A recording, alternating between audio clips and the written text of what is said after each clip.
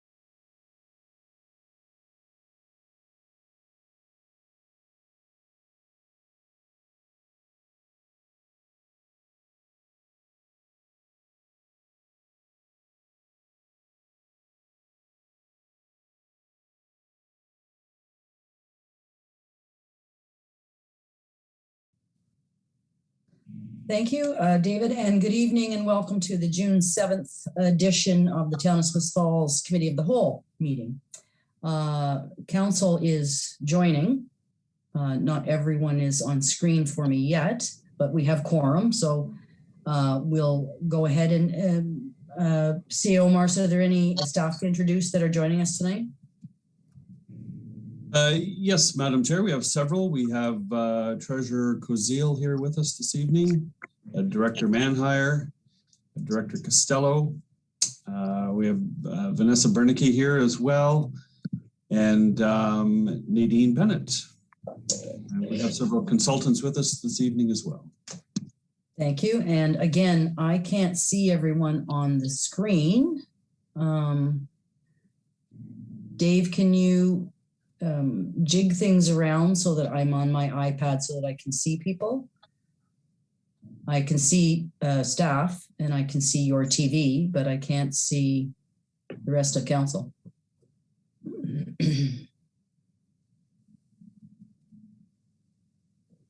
Okay, well then if Dave is working on that, and hopefully as people move around, if I don't recognize you, it's because I can't see you. If you could please give me a verbal clue. Madam Chair, you could do Yes. a roll call of council, and we can all say here. Councillor Brennan here. Yeah, I can see you all, Jay, but not on one screen. I have to switch back and forth to screens. Yeah, thank you. Okay, are there any amendments to the agenda? Seeing and hearing none. there any disclosures of monetary interest? Seeing none. We have two delegations tonight. The first being Howard Allen of Howard Allen and Partners. And Howard will be presenting to us the 2020 consolidated financial statements for the town of Smith Falls. I don't know if Ms. Fuller is with us, but if she is, welcome again. Yes, Nadine? Sorry to interrupt, Chair Elford. I don't see Mr. Allen on. I've resent the details to him in case there's an issue with an email, but Okay, do we want to go ahead the next delegation, or do we want to wait a minute or so? Okay, if the second delegation is ready, we can go ahead with them. Are Michael and Stephen both here?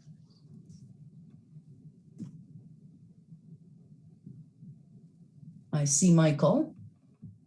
We are. Okay, I'm having to swap back and forth between screens. So we're going to move you forward, and both of these gentlemen join us from RC Strategies tonight to talk about the Parks and Recreation Master Plan. This is a council update number 2. So Michael, Stephen, if you want to go ahead. I think you have a presentation that Dave will be sharing on the screen. He does. Yep. Just wait for that to come up. There we are. Okay. So I'm going to start off here, and then I'm going to pass it over to Michael once we get a little bit further into the slide deck. So first off, good late afternoon, evening, and really happy here to present where we're at with the project and a bit of an update on some of the really key things we've learned to date here. So if we could just go to the next slide, please. So the first thing we just wanted to share is the information we've collected and how that information is actually going to inform the master plan. So there's really 2 buckets of the data collection that we've undertaken here. The one on the left, the one on the left there is the stakeholder engagement. So that's actually us going out into the community, mostly virtually or almost exclusively virtually, given the situation with COVID. But we were able to have a very successful engagement process using a number of different methods, including some surveys and some Zoom discussions and some engagement directly previously with town council and staff. And that's given us really a wealth of information and understanding of the community in a very primary way. And then we've supplemented that with a number of other research tactics and forms of analysis. So looking at your population growth and demographics, undertaking a spatial analysis of your inventory and actually just inventorying all your different assets to get a sense of what exists and where it exists and how it relates to where people live in the community. Looking more broadly at regional, provincial, and national trends and leading practices, as well as local ones as well. Utilization data from the facilities you have, and then also a review of current policies and practices, just to get a sense of what you've done in the past and on your current state of service delivery. Next slide, please. So just to share some key findings, and I just wanted to note or reiterate that we do have a state of report document that is the deep dive into everything that I'm presenting here today. So if you're interested in learning a little bit more about anything that I present or Michael presents, then I would certainly refer you to that very extensive background research document. So engagement, as I mentioned, we're quite happy with the level of engagement response that we got. We had a resident survey, and we had both a coded and an open version. So the coded version of the resident survey, we had over 200 responses to that, and that provides a margin of error of plus or minus 6.5%. So that essentially means if we fielded the survey again 20 times, 19 out of those 20 times, the responses are judged to be or analyzed to be within 6.5% of what we got, 19 times out of 20. And then, as I mentioned, a number of other ways to collect data and engagement data, And I think the youth questionnaire is probably the engagement method that we were most pleasantly surprised with. So given some of the challenges with COVID, getting 145 responses through that youth questionnaire was awesome and provided some really interesting insight into what youth are doing and what they'd maybe like to do a little bit more of in the community. Next slide, please.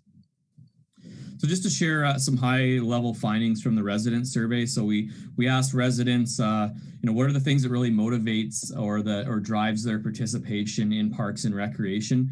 And as you can see on the slide, there are really a number of things that you'd probably expect, and maybe some that you wouldn't expect quite as much, but certainly the physical health and wellness benefits and getting out and enjoying nature, and mental health and relaxation, and the social benefits of recreation. So really the takeaway here is that there's just a whole bunch of things that drive participation, and important for us to consider all of those as we're looking at future services.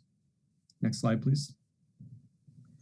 We asked about importance of parks and recreation, and we qualified or asked people to respond to that, looking both at their own personal situation. So the first row there is level of importance to your personal, your household's quality of life. And then the next couple rows are more around overall benefits of parks and recreation broadly to the community in terms of quality of life and just even appeal and attractiveness of Smiths Falls. And I think what's really notable about this finding here is that even a higher proportion of respondents indicated that parks and recreation are important to the broader community than their own household. So they're seeing those overall benefits of your investment in those services, which in a sense is actually really heartwarming that they're not just looking at their own benefit.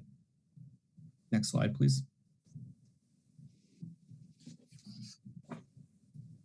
We asked people where their participation occurs, and the survey respondents, overwhelmingly 3/4 indicated that it occurs in Smiths Falls. So most of your residents are primarily staying local, and of that 22%, the majority of those respondents indicated other communities in the Ottawa Valley. So if they're not doing it in your community, then they're doing it a little bit more broadly across the region.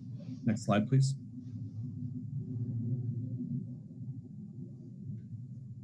We asked a number of questions about activity participation. So what do you like to do? Where do you like to do it? Things of that nature. So this slide here shows the most frequent indoor-based activities. And you can see there's a whole number there, walking, running being at the top of the list, indoor walking, running, so on a gymnasium or a track. But I think what's notable about this slide as well as the next one is just the high level of spontaneous use or casual type of activity. So, that's not to diminish organized sport or anything like that. Those are important. They're well-utilized activities. But there are a lot of casual use here in terms of what residents are doing. And we maybe don't always hear from those residents because they're not part of an organized group. Go to the next slide, please. Again, very, very similar on the outdoor activity side of things. A lot of, walking, running, hiking, using outdoor park spaces for a variety of different pursuits. Again, a lot of those casual, spontaneous types of recreation are really prevalent in the community, and this validates that. Next slide, please. We then asked about levels of satisfaction. So in a sense, this is a way to validate or to get some insight into how well residents think the town's doing with service delivery. And, we asked in different buckets of categories. So, parks, trails, and open spaces, sports programs, opportunities, and facilities, and then recreation programs, opportunities, and facilities. And as you can see in the chart there, the vast majority of respondents fall into the satisfied category. But ideally, we'd love to over time shift more people from the somewhat satisfied column there into the very satisfied column. So overall, positive findings, very low level of dissatisfaction, but we'd like to continue increasing the overall level of very satisfied residents. Next slide, please. We asked about barriers to participation. So, why aren't you participating more or at all in parks and recreation or arts and culture? And, the highest proportion of respondents said nothing prevents their participation. But there was still about 80% or 70% of the respondents that indicated some other types of barriers that limit their participation. So 28%, unaware of some opportunity, followed by poor health or too busy to participate. So, there's a few things, nothing that's overly prevalent, but this does highlight maybe some of the reasons why people aren't participating as much as we'd like them to, and maybe flags a few things that could be addressed in the master plan. Next slide, please. We then asked about priorities. This section of the survey gets into asking people what they would like to see either new or enhanced or more of in the community there. So on the left, the indoor, on the right, the outdoor.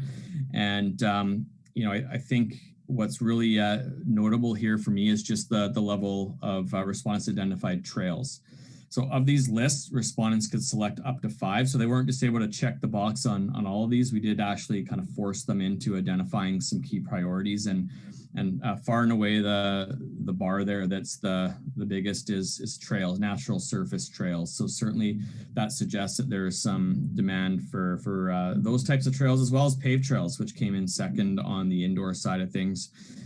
Playgrounds quite high as well. So about a quarter of residents indicated playgrounds, as well as barbecue and picnic areas. So a lot of, again, trails and park amenities are quite prevalent priorities, as well as spaces that people are using. And then on the indoor side of things, a little bit less insightful. There's a lot of things that were kind of similar there, but you can see the top couple there: libraries, arts and craft creative spaces, and indoor child play spaces. Next slide, please. Recognizing that all these things cost money, and anything that the town does moving forward from a capital perspective, or even trying to operate enhanced or new facilities, is going to require some level of resource. So we asked residents if they would support increased taxes to, first off, sustain parks and recreation services or facilities and programs. And then on the right, if they would support increased taxes to enhance or increase services. And as you can see there in the bar, or the pie graphs rather, fairly mixed response. About, a third there were yes, no, and not sure. So we didn't qualify this question with anything. It was just kind of a top line question. But, I think this suggests that there is a little bit of willingness, but not an overwhelming level of willingness to pay more taxes to fund parks and recreation. Next slide, please. We then drilled down a little bit further, and apologize, it's a little bit hard to see here, but we gave respondents a list of potential priority setting criteria or considerations that the town could use to help decide what's maybe a little bit higher on the list or what's lower on the list in terms of future project priorities. And then we asked them to pick their top couple that they thought were the most important considerations. And the top few there that rose to the top were: if a facility or amenity has the potential to generate economic benefit by bringing events and non-local spending to the town. 55% of respondents thought that was a really important priority. And then if that facility or amenity doesn't currently exist in the town, just under half picked that response. And then if we go all the way down to the bottom of the list, which I think is just as interesting, operating and construction costs, only a very small proportion of respondents identified that was a primary consideration, which we know practically it is, but it wasn't certainly top of mind for residents when thinking about future priorities. Next slide, please. And then towards the end of the survey, we asked about how well people feel informed about parks and recreation opportunities. And this suggests here that maybe there's some work to be done on the promotions and marketing and communications point of view there, or area. So 41% indicated that they were inadequately informed, and 43% indicated that they were adequately informed. That's a fairly big number of people that feel that maybe they don't know everything they need to know about parks and recreation, and we could do some work there. And then on the right, we asked how people like to learn about opportunities, and kind of a mix of the traditional with the local newspapers and newsletters, as well as things like websites and program guides and social media feeds. So a bit of a mixed bag in terms of how people like to learn about opportunities. Next slide, please. And then the youth questionnaire. So I mentioned had a great response to the youth questionnaire. Asked a few similar questions, but in a little bit of a different format. So we asked why youth participate in parks and recreation, and a lot of the same responses as the resident questionnaire. So physical health and exercise, social benefits, to be entertained, mental health and well-being. So a number of things are motivating youth as well as the general population. Next slide, please. asked as well about barriers to participation. And what's notable here is that cost to participate, so affordability, was identified as a barrier by a lot higher proportion of respondents compared to the overall public survey findings. So for whatever reason, youth are feeling that affordability is something that maybe limits or altogether prevents their participation. And this is something we flagged as an area of focus for the master plan. Next slide, please. And we asked youth about their priorities as well. So what new or enhanced facilities would they like to see in the community, indoor and outdoor? And a few similar responses to the overall public survey findings, but a few different ones as well. So climbing walls was a little bit higher. Youth spaces, as you'd probably expect coming from youth, was in the top 5. And then on the outdoor side of things, trails also a top 5 priority, as well as different types of court spaces and outdoor pools and playgrounds. Next slide, please. And then just the last little bit of engagement findings that we wanted to share with you here is just some of the findings, the key themes from our user group and stakeholder engagement. So as I mentioned, we gathered these the engagement findings both through discussion sessions, so Zoom calls, as well as a survey that we fielded. And some things that rose to the top out of all those conversations in that survey are, really just the value of a number of your significant facilities. So the Sens Rink, the Memorial Community Center, and the Youth Rink, really highly valued and important spaces to a lot of groups in the community. Affordability came up a lot, particularly during our discussions, and making sure that the town and groups work together to keep programming affordable for all residents. And obviously that has a user fee relationship as well. Groups mentioned to us that it's really important, or they felt that it's important that their efforts and their tenure in the community be recognized. And we heard a lot of that from both sports organizations and service clubs that have been around a long time and have done a lot in the community, and really want to make sure that their role is continually embedded in Parks and Recreation moving forward. There are a number of comments around the canal side spaces and maybe the opportunity to create a refreshed vision or a plan for those spaces to really invigorate them. Heard a lot about that, particularly from some of the, as you'd imagine, the parks and trails related stakeholder groups that we talked to. Next slide, please. We talked to a number of Indigenous stakeholders and actually a number of groups that aren't necessarily directly Indigenous mentioned a number of these topics as well around reconciliation and decolonization. And obviously there's some events in the news that probably bring this even more to the forefront of late. And our discussions happened before that, but there is a number of comments about how the town's made a lot of efforts to help further these conversations and support things like the powwow, but there's obviously still way more steps that can be made, and that everybody needs to have a role in that. Heard a lot about dry floor and gymnasium space and how it's the challenge, and a lot of that was actually related to COVID, just with school gymnasiums not being available over the last year or so, and that really stressing a lot of groups, and some comments as to whether that might be an ongoing thing or if that's more just a situational thing. And then a lack of a dedicated youth center was cited by a handful of stakeholders, as well as being a gap in the community. Next slide, please. From here, I'll pass it over to Michael. Thank you, Steve. So we're just going to cover a few additional research and analytical insights that we've picked up, not from the consultation, but from some of the desk activities that we've done over the last few months. Steve highlighted these earlier at the beginning. They're really comprehensively looked at in the background report that's in draft that the staff are reviewing right now. So next slide, please. That the town is expected to grow modestly.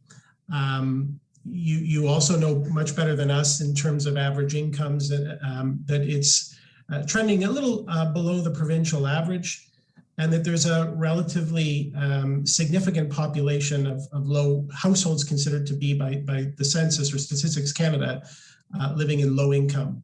And these are both from a growth point of view and from a point of view of how recreation and parks can really have impact on the population and helping those more vulnerable.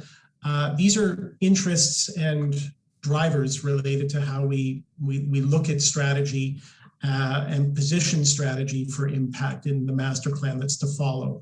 So we highlight that now just to recognize that population change and demographics in Smiths Falls master plan will have a significant role going forward. Next slide, please.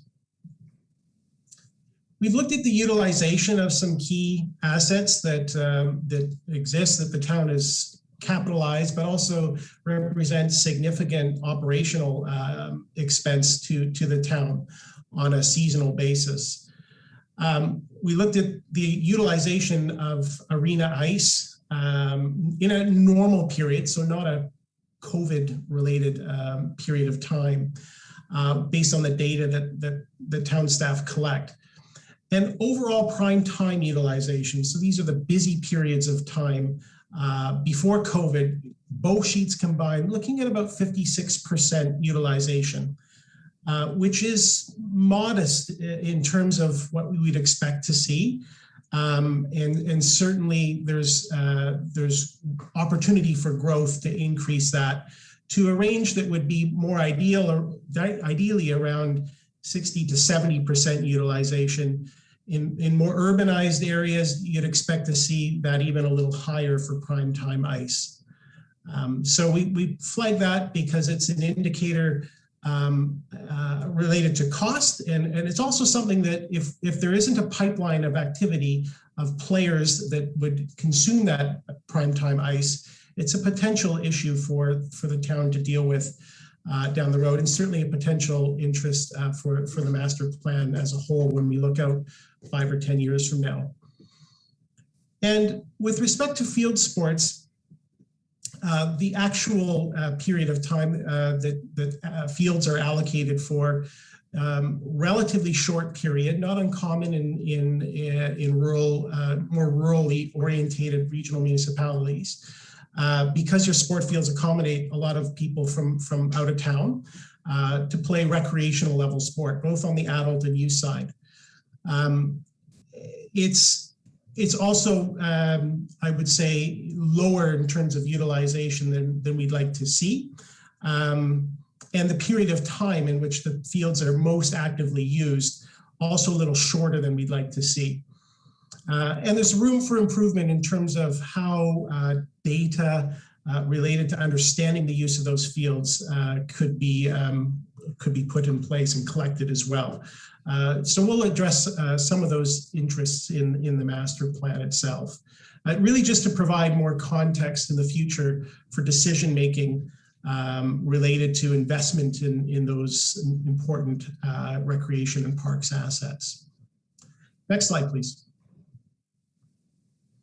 We looked at distribution of parkland, and we looked at it from the point of view of something that most families with young children in particular walk to a park for, usually to play on a play structure.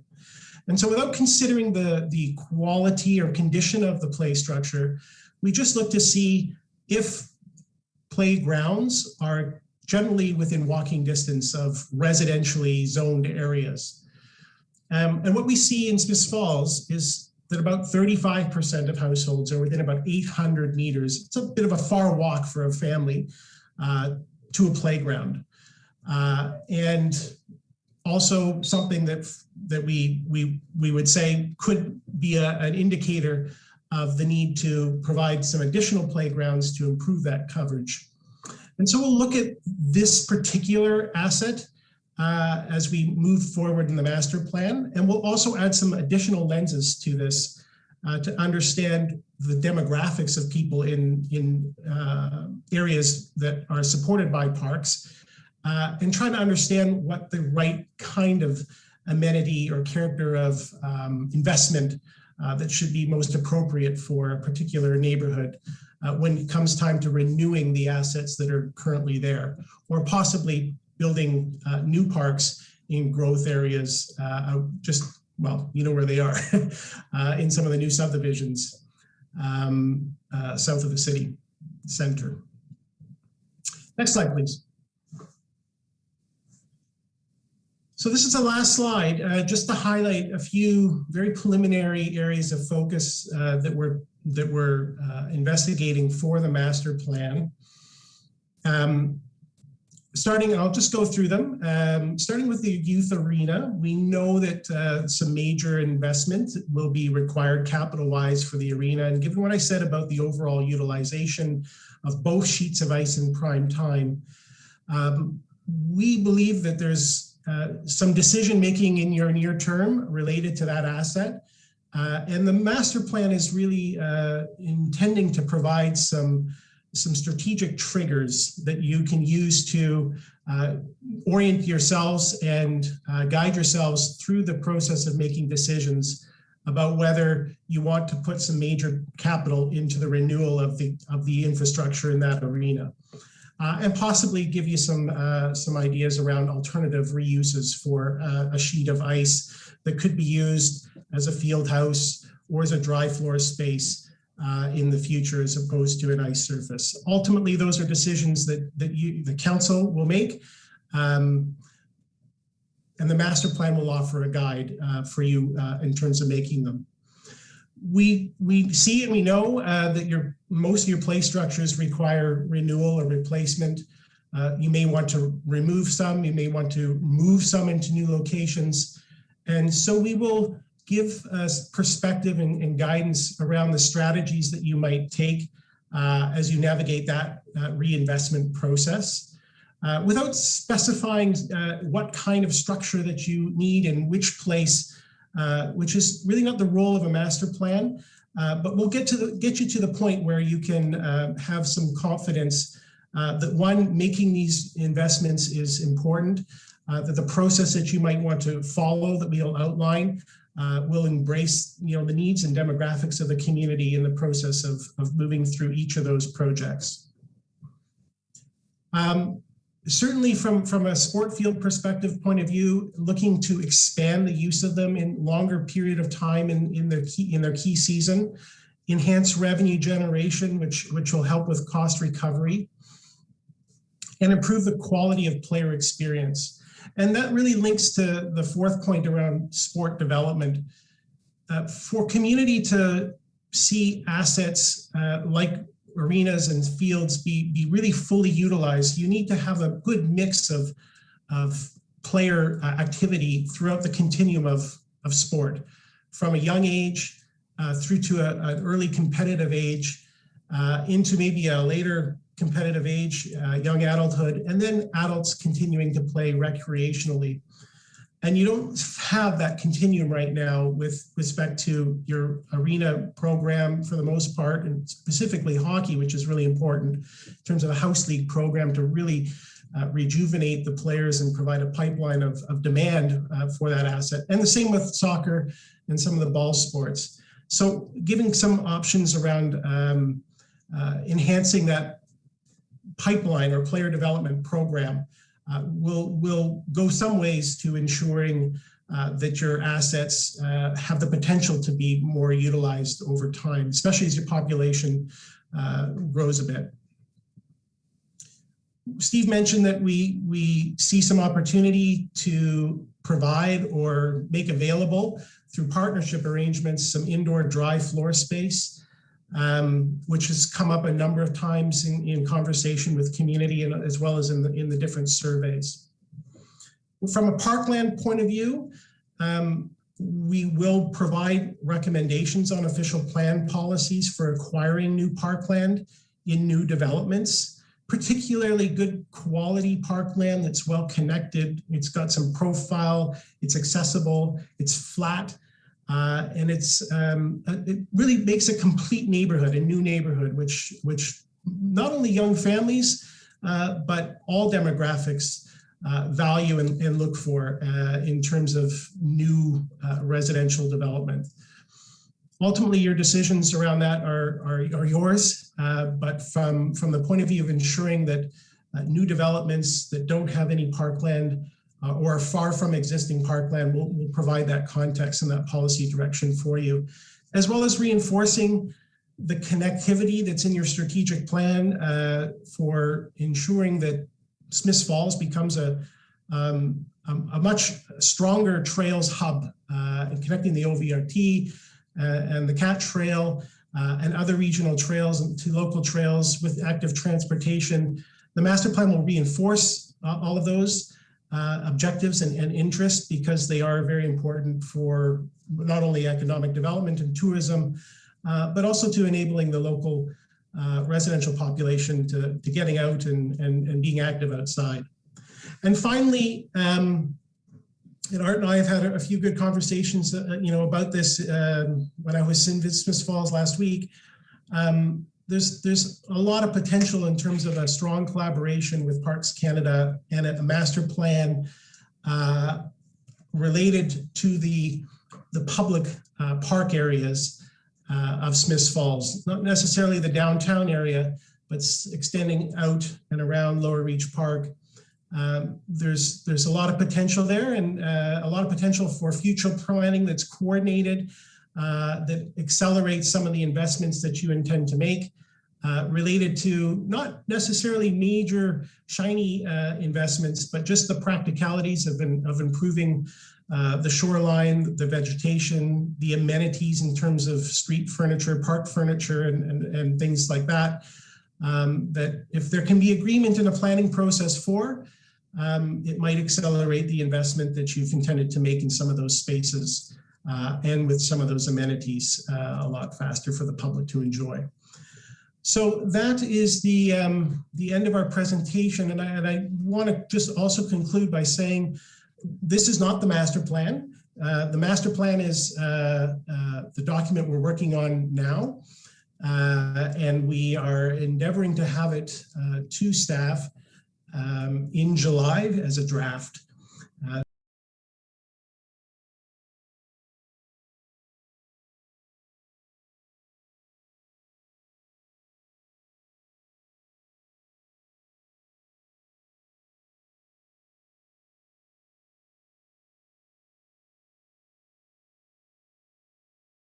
Wonderful level of engagement we had from our youth. And I would point you towards our two student counselors, Sarah Lagarde and Carter Hughes. And Sarah, maybe can you just give us a quick idea of how you were so successful in engaging so many of your peers? Thank you. Well, this is, Counselor Hughes and I collaborated several times by email, and we discussed options on how to best promote survey. We came up with different ideas, which when we needed to, we executed. And someone who was of great help with us was our principal, Ms. Reitzma. She was able to do things like post it on the Facebook page and say it in the announcements. And I think I speak on behalf of both of us when I say I was surprised with the number of responses, but very happy.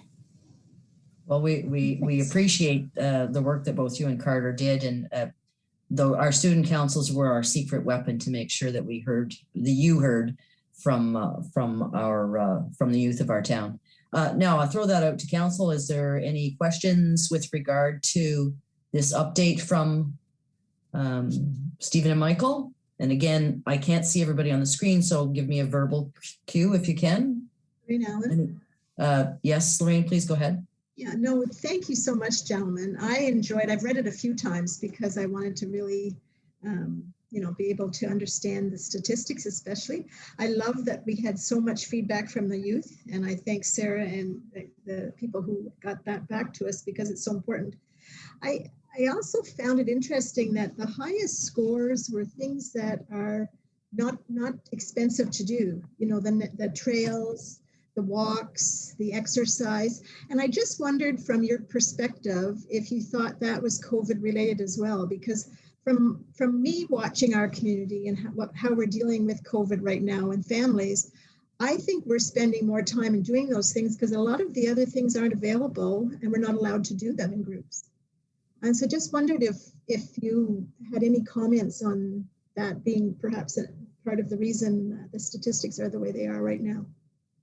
Well, I'll maybe start just as it relates to the engagement. I think for sure COVID's impacted people's activities for sure, but I would also tell you that, even prior to COVID, I mean, I've been doing this for over 10 years, and trails and parks and those types of spaces and their related activities are always top of the list for surveys. I think, and this isn't to diminish organized sports because they're important, or organized programming, but I think sometimes we don't realize how prevalent those spontaneous parks, trails, types of recreation are in our community, because there isn't organized groups that we hear from on those issues as much.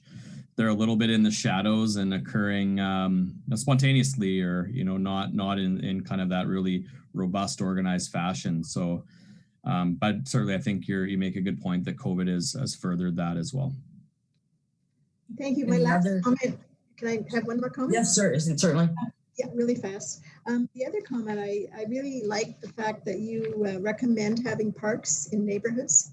I know it's something that in my time on council, sometimes things change and we don't always commit to that. But I think parkland, or at least green space in neighborhoods, are really important. And for years, I mean, I'm older, and for years, our neighborhood parks, there was one in almost every little neighborhood. Most of those parks have been just, they're now not used very much, but the concept was good. I think a lot of them had ball diamonds and things that kids could do. And I must say one last thing. I hope that in our master plan, we will be looking at natural playgrounds, not just play structures, because I really believe, and in my teaching and in my schools that I was involved in, outdoor play with logs and climbing and ropes and natural things engage the children better. And I think there's a real positive in that for the school, for the kids, and for our town. So thank you very much. Any other councillors wish to make Councillor Brennan? Then Councillor Dwyer. Thank you. You saw me. I did.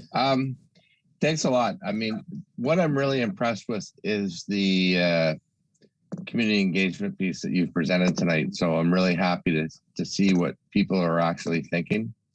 But I did have a couple of questions, and one is about the outdoor sports fields, which are primarily at Lower Reach. And I have a view of that place, and in the summer, I just so missed. That place is full of people in the summer. It hasn't been last year, and hopefully later this summer it will be full of people. So I think there's an opportunity there to really, may extend seasons. Sometimes the soccer ends in August, but I think that that is one of our prime assets.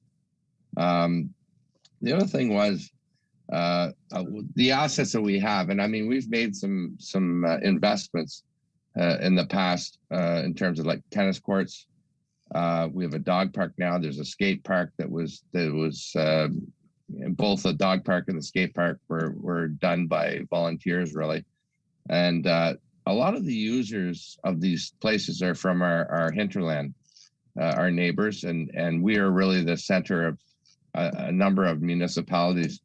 And that's always been an issue with the arena, of course, and we work with our neighbors about the operations of that. And do we have any idea that, like, it's probably impossible to track how many people use the tennis courts that come from out of town? I mean, I got emails from people in Brockville asking me when the tennis courts are going to be open, and so.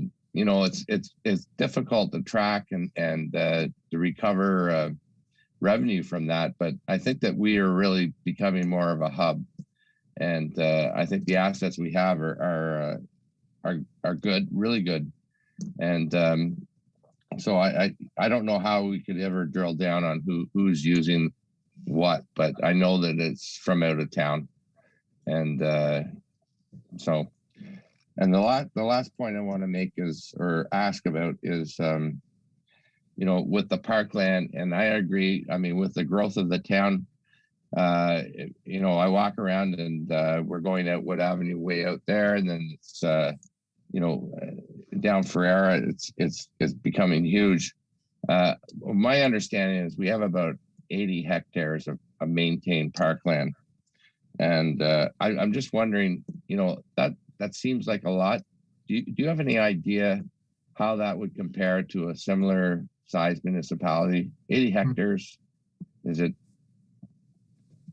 like, what does Perth have? I don't know.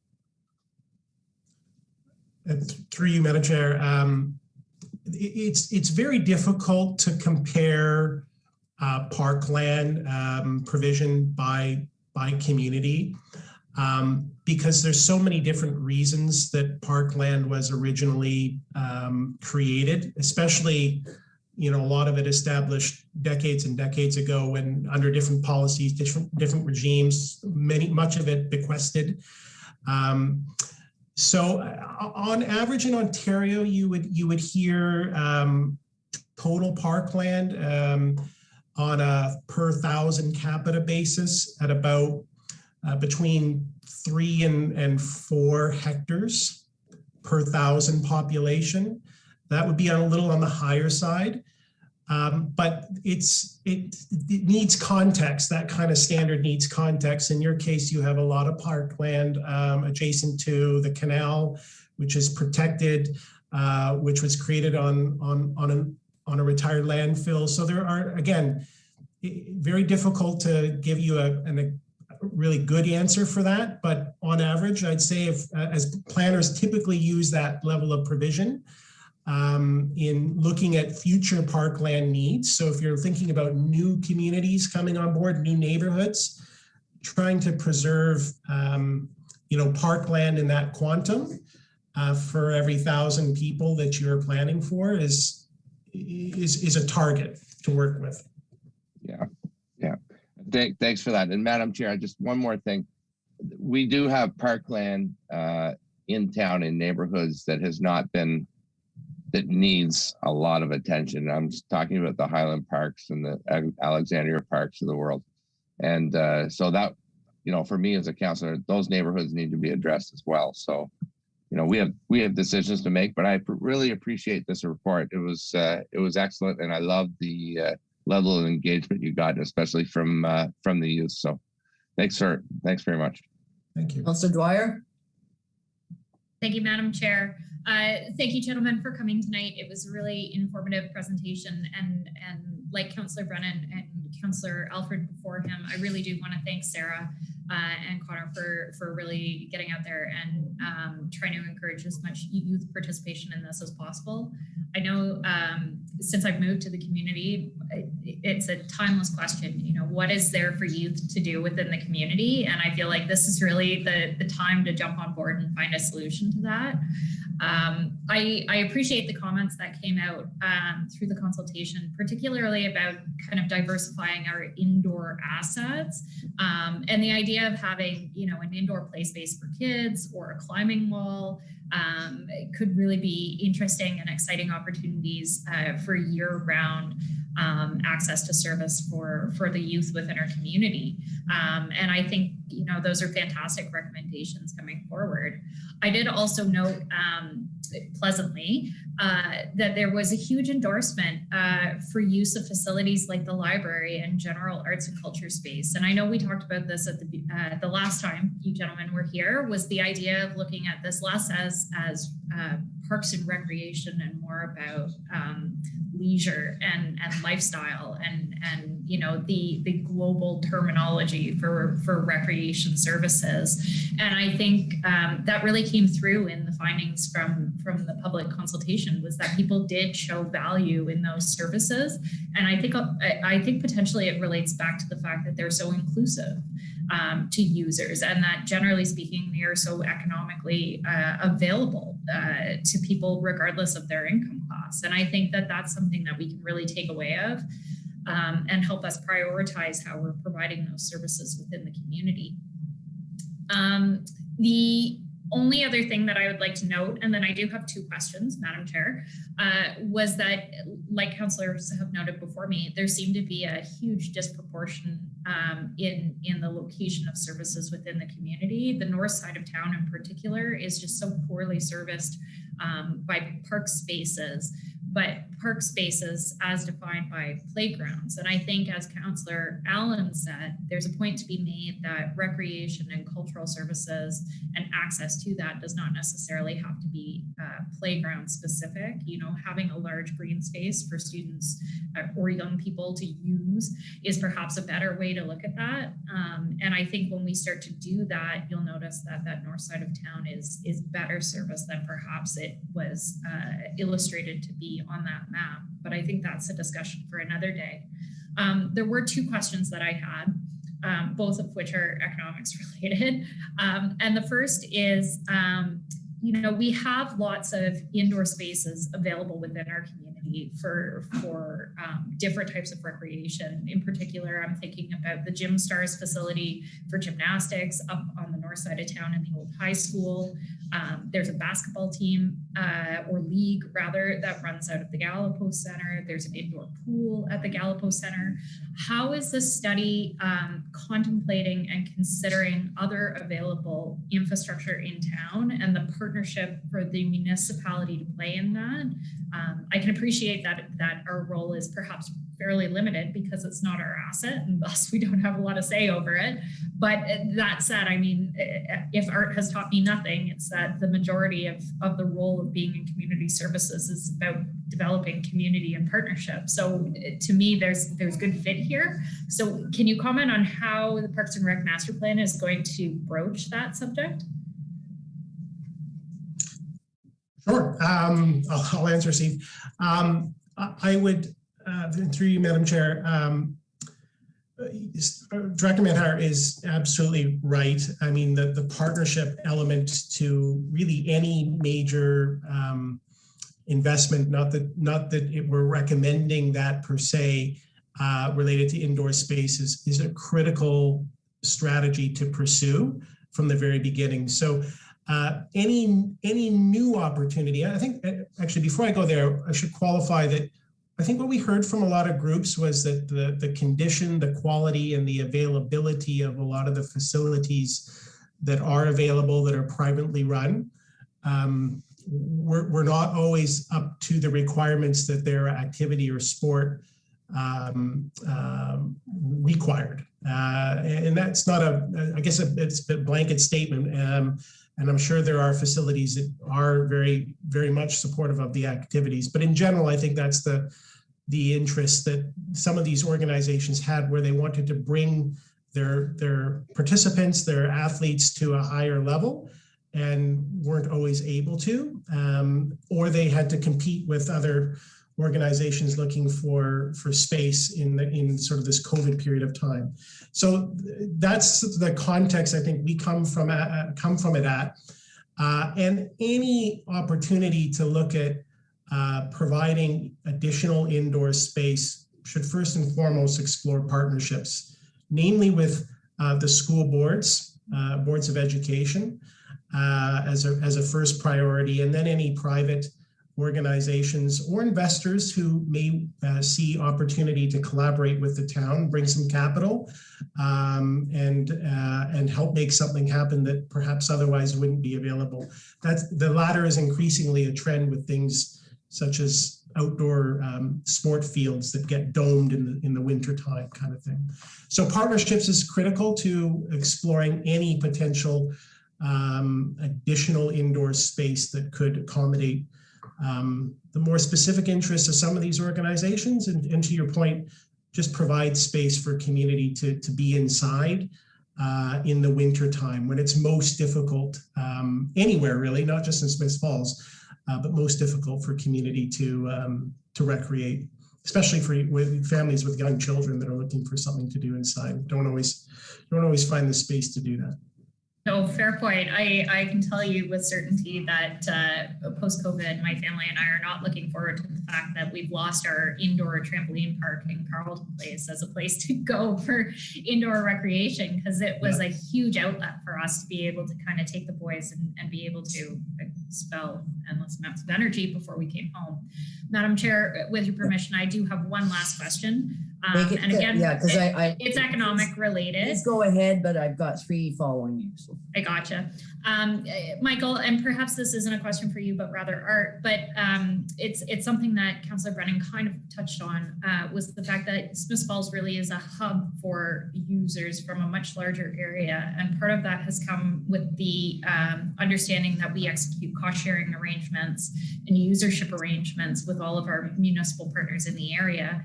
If this report is going to make recommendations about changes to service within the community, when are we going to have the opportunity to review and address that, the impact of that with our cost sharing arrangements? Is that something your team is going to do, or you are simply going to make the recommendation and we'll deal with that after the fact? Director Manhire? Thank you, Madam Chair. It's a great question, because that's something that we will be looking at all the way through this. And one of the keys here is to get some demographics and user information. And in the past, we've based user pay agreements based on whether we have assets that other people don't in their community and come here to participate in those. And that's one of the reasons why the arena, as an example, is covered within that contribution agreement. So we're certainly taking a look at all of that information, and the more empirical we can get with this, the better off we're going to be in terms of making decisions. So we're really looking forward, really excited about the information that was created through this and mined. And we're going to further dig into that information to try to find the best way to find partners, the best way to sustain the assets, and the best way to create the assets that are going to be most valued by the community. So we're just a great start point, I believe. Thank you. Councillor McKenna, then Councillor McGuire, then Mayor Panko. Thank you, Madam Chair. Through you, I appreciate the slideshow deck. I was particularly looking forward to hearing more about trends and leading practices. If you direct me to that detailed document, will I find more in there on trends and leading practices? Because you've mentioned a couple, but using data to decide on service levels isn't very leading. I think that's pretty old school by now.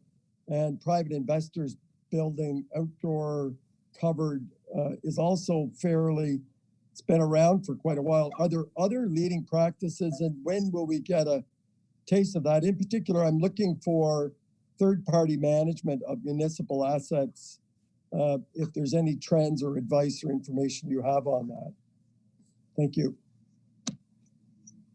So, Michael, is there a short answer to that? Yes, there is, I think, Madam Chair.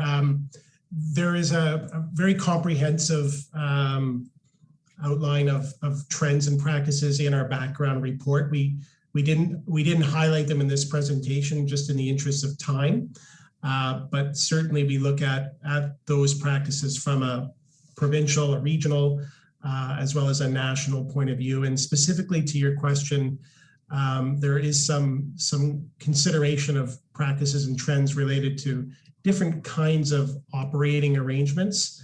I wouldn't say outsourcing recreation is a trend, but elements of it are certainly becoming more common in similar sized municipalities in Ontario from my experience. So we've outlined a few of those in the background report as well. So, Councillor McKenna, when we were invited to get a deeper dive, you'd be like one of the ones who would like to receive that. So, Michael and Stephen, if you could note that, and then Councillor McGuire. Thanks, Madam Chair. Seeing all the nodding heads, I think we'd all love to see that deeper dive and dig into it. Thanks a lot for bringing this tonight. It's an exciting process to get an update on. We've got some of my questions crossed off here. We're having a great discussion, but I'm wondering about demographics. I know we were tracking things by neighborhood with postal code, and I'm wondering if we had a pretty equal distribution or how that worked. And then I'm also wondering Like I was really surprised to see 60% of the people that filled it out, 63% say indoor walking spaces are the number one activity, and 57% are getting their news from the newspapers. So I'm just wondering what demographics filled out the survey and if it's representative of our broader demographics as a whole. Yeah, I'll give a go at this. So through the chair, great question, Councillor. So what we do is we do track demographics, and then we compare that to census data, so we can have a side by side of, and the coded versions or statistically representative sample aligned, basically not identical but very similar. So that gives us the confidence that the survey reflects the community. So yeah, and I guess I would say just from numerous other projects, like walking is typically towards, if not at the top of the list as well. And again, I think it's just the silent majority thing. Well, no, it's really interesting. I'm wondering, postal code wise, was there some neighborhoods that we didn't get as much participation, or was that pretty well distributed too? I don't have that at the top of my head. I apologize. I'd have to look back at how that was sprinkled across the community. Okay, great. Thank you. And Mayor Panko. Yeah, thanks, gentlemen. Interesting exercise, great feedback and great analysis you've added to it. A couple of questions, one just relating to the indoor space, and it looks like a desire to see indoor opportunities. And if we're leveraging existing assets, so take an example, the youth arena, do you go through a process or something we would maybe do on our own as to what is the greatest and best use of the facility? Do we maintain ice in there as we have in its history? Or do we look at the dry floor activities or the opportunities that space could provide for some of the other indoor activities that are in demand? And I know we've got the possibility, of course, of partnerships and leveraging some of those partnerships as well. But here's an asset that we own that, or will you be delving deeper into that? And second question, I guess, relates just to the neighborhood parks. And I think council is probably all aware that we committed to improvements in all neighborhood parks during this term, which means whatever we have not done, we should be planning for with our 2022 budget. It'll be a last opportunity to do so. So will you be coming with recommendations for each neighborhood or community park? Through you, Madam Chair. My colleague Steve had another council meeting to follow, so he just left. I'll take the remainder of the questions, and specifically yours.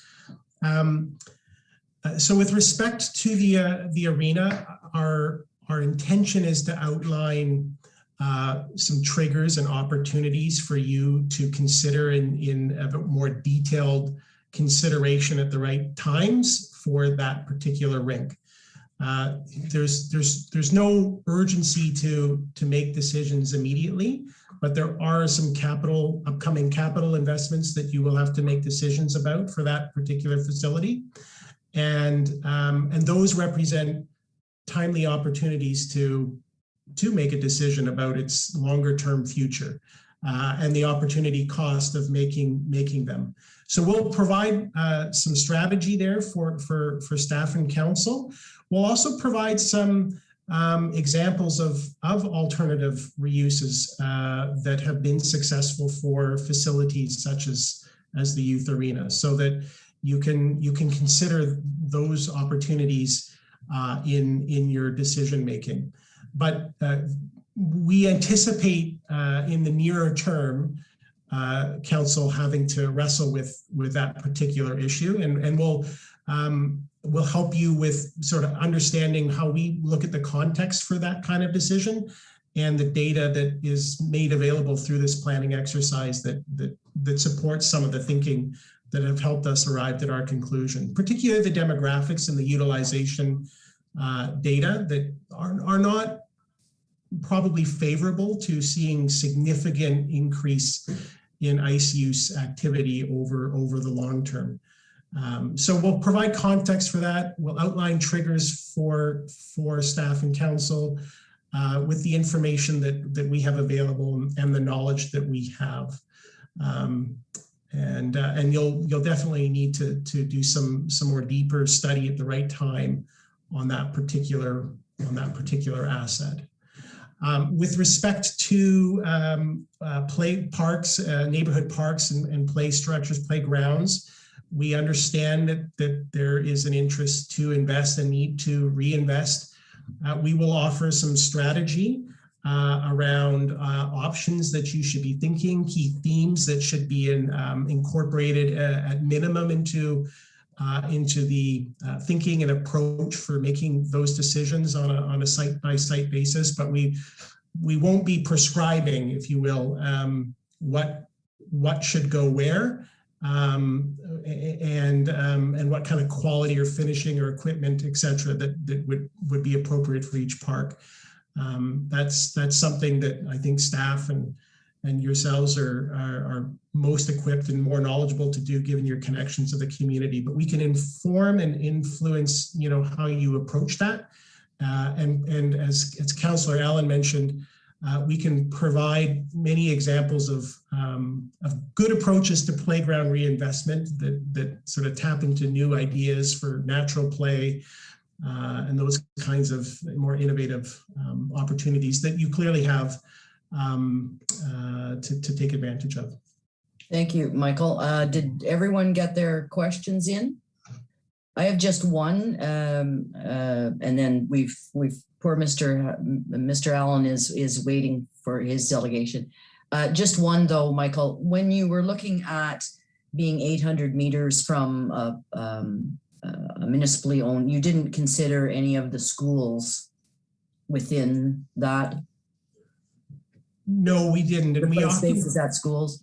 Yeah, that's a good question. And we make note of that in our report. We don't consider schools in that assessment, in part because they're not always accessible over the course of a day. And in some cases, school boards don't want them to be considered as publicly available play spaces, even though we all know that many people do access them that way.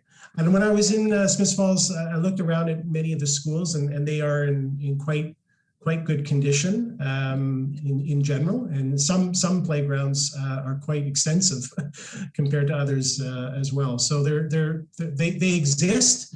But you certainly want to,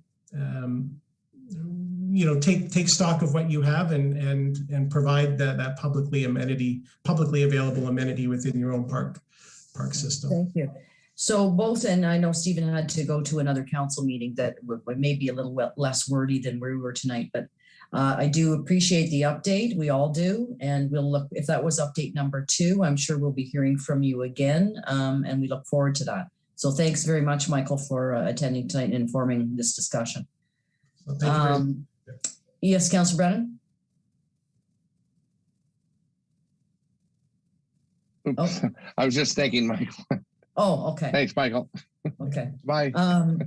Okay, and Michael, so we'll excuse you now, and we will move forward with Mr. Allen, who I've seen his name pop up a couple of times. So if you are ready, Mr. Allen, and again, I introduced you earlier, but you weren't with us. So I just want to refresh people's memories that are watching that Mr. Allen is our auditor, the town's auditor, and he represents Allen and Partners, and he'll be presenting to us the 2020 consolidated financial statements for the town. Welcome, Howard. Thank you, Madam Chair. Yeah, sorry, I got into the wrong Zoom meeting before. Yeah. No worries, it's happened to all of us this past year. Yeah, we're all becoming a little bit better techies as time goes on. Yes, the floor is yours, sir. Thank you. Well, as you know, at the completion of the audit, we always have a meeting, and this year we had a meeting with the mayor and the CAO, the treasurer, and the clerk, where we reviewed in detail the audit. And I want to say that overall the audit went well. Clearly, COVID has presented some challenges for us. Our interim audit, we could actually be there, but we had to conduct the final audit remotely. And but overall, I mean, I think under the circumstances, things went extremely well. Certainly, when you look at the, I think you all have maybe the 5 pages we were going to look at for the presentation. Yes, and I think David can put that up on the screen if you wish, Howard, and you can follow along there. Sure, that might be a good thing. And David, if you can make that as big as possible, yeah. So for our viewers at home. Yeah.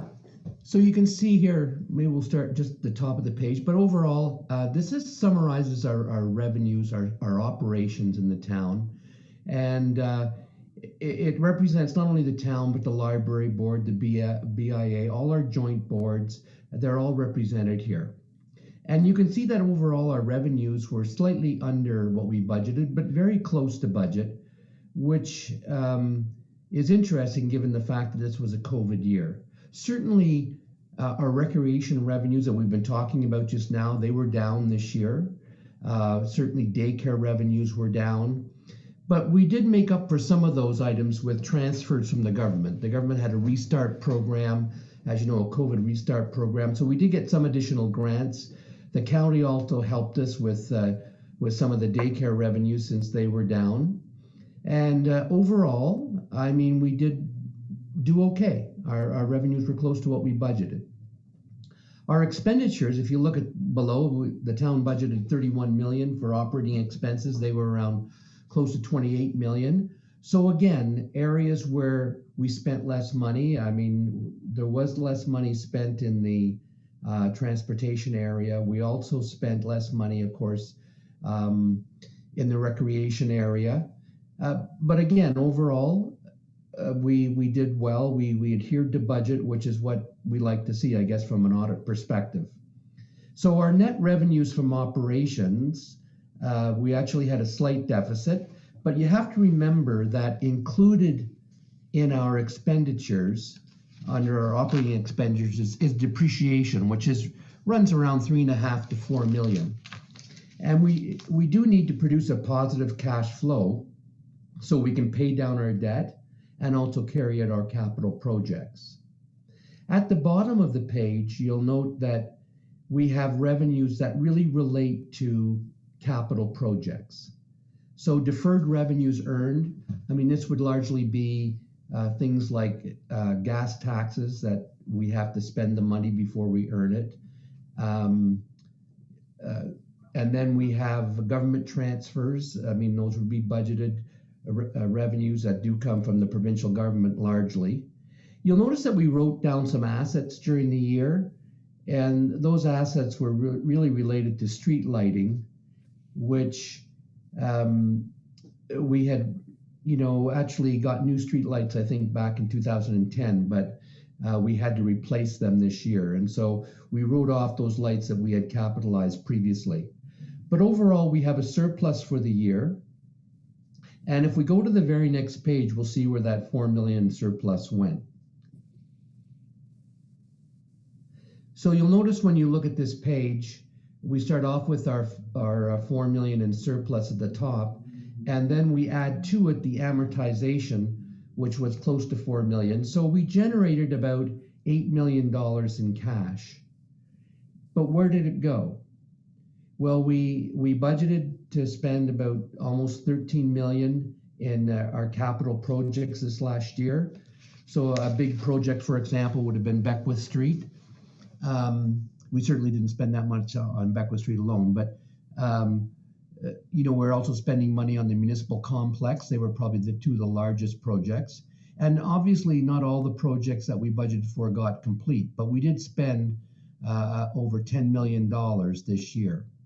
So the result of that is that at the end of the year, we actually had an increase in our net debt of about 2 million. And that kind of makes sense. I mean, we put money aside in reserves to spend at this time. We're not always going to be making money every year, if you like, in a municipality. But we did increase our net debt by about 2 million, as opposed to the 6 million that we budgeted. So at the end of the year, you can see that our net debt was, about 1.5 million, almost 2 million more than it was in the previous year. If you look on the balance sheet or the statement of financial position, which is the next statement, you'll notice just in the middle of the page, you can see that net debt figure. And you'll notice that that overall our financial liabilities were actually less than last year, but our financial assets were less as well. You'll notice in particular that taxes receivable are down, and that's due to the collections that did take place during this past year, which is really good, particularly given it was a COVID year. One of the liabilities that you'll notice that is large on our liability section is employee future benefits. The information there was updated, and the town does have a liability. It's not going to be paid out next year. It would be paid out as our staff retire over time. But again, we're required to report that liability, and our long-term liabilities are slightly higher than last year. We did borrow a bit of money for the municipal complex this year, but we didn't borrow as much as we budgeted for because our projects really didn't get completed. So overall, I think when you look at the financial statements, I believe that they are, they're certainly in accordance with what we budgeted for 2020. When you look at a sort of 5-year financial review, which is on the next page, we have 2 pages there. You can see, of course, that our assessment continues to grow. We know that we've had a fair amount of development in the town with new housing and things of that nature, and I think it'll be interesting to see the new census numbers. I'll also be interested to see what happens to our assessment. As you're aware, assessment has been frozen for the last 2 years. So it'll be interesting to see what the impact is of house prices and what, with the increase in house prices, what that result is going to be in terms of our overall assessment. It's not only an issue in Smith Falls, but of course, as you know, it's almost right across Canada, particularly in Ontario. Rates of taxation, again, they've been pretty steady in the town, and I would have expected that given the fact that assessment has been frozen. You'll notice our tax arrears are the lowest they've ever been in the past 5 years. They're the lowest I can ever remember in the town. And I think that's a tribute to the collection staff, Janet and Vicky and those involved. I mean, I think they've done a great job, and that's certainly very low. The province thinks you're in great shape if you're less than 10% in terms of tax arrears, and we're well beyond that, and that's amazing in a COVID year. But as you go down the page, I think there is nothing really to be concerned about. Our net financial assets, as I mentioned, our net debt is a bit higher than it was last year on a percentage basis, but we're still, in terms of as a percentage of taxation and user charges, we are still below what the province considers to be a low risk indicator. When you have 50% of net debt as a percentage of taxation, we're actually at 47.89. So we're still below that number. The last page just sort of summarizes our debt. And what our debt is per household. Our long-term debt charges this last year, they were about 1.5 million. Our annual repayment limit, what the province would allow us to have, is somewhere in the 5.8 million range. So we're well below that. And our long-term debt per household is about $4,000. So not a lot more than it was in the previous year. We've been pretty steady around those numbers. Our surplus and reserves is down a little bit from last year because we used some of that money for our capital projects. But you can see that we have invested more money in capital assets from 75 million to 80 million this year. I don't know if there's any other comments on these other ratios. I think overall, we're moving in the right direction. I think council has been prudent, and Janet and the Malcolm have done a good job at guiding the financial process with the town, and I'd be happy to try and answer any questions that you might have. But I think overall 2020 was a good year. Well, maybe in terms of money, but we won't call 2020 a good year, Howard. Thank you, Madam Chair. Thank you very much. Questions from Councilor McKenna?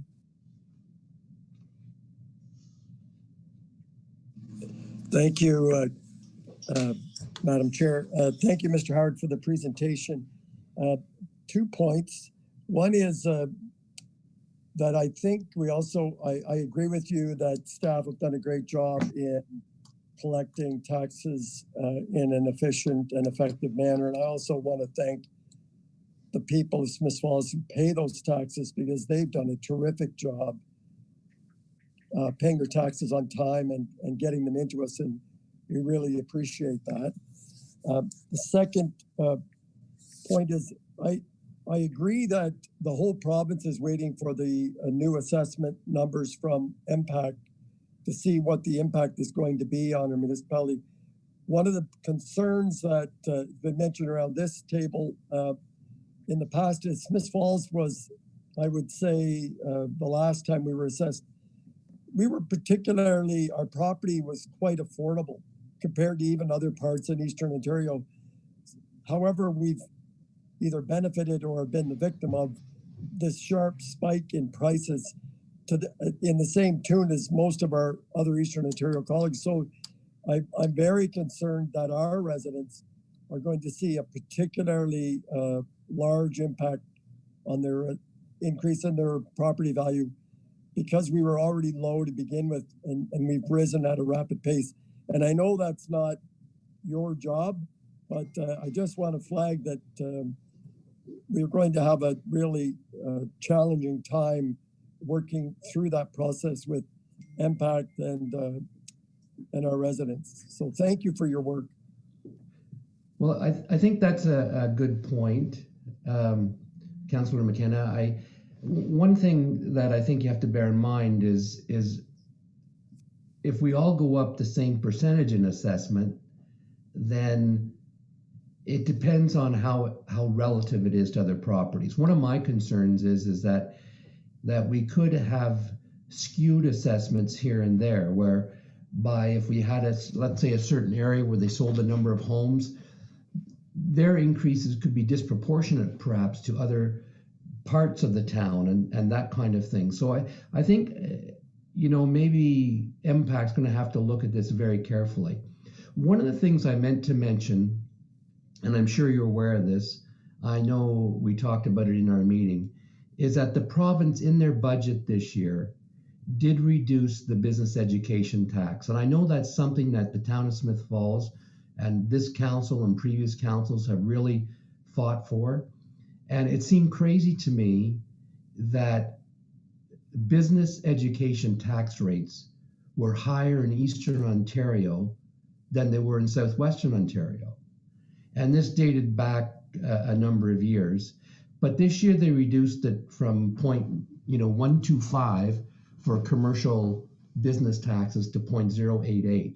So I think that's something the town of Smiths Falls can take pride in, because I think they were one of the communities that led the fight that this was really unfair to the taxpayers in your community. But I agree with you, the assessment is an issue. I'll be interested to see how it's handled. Councillor Brennan.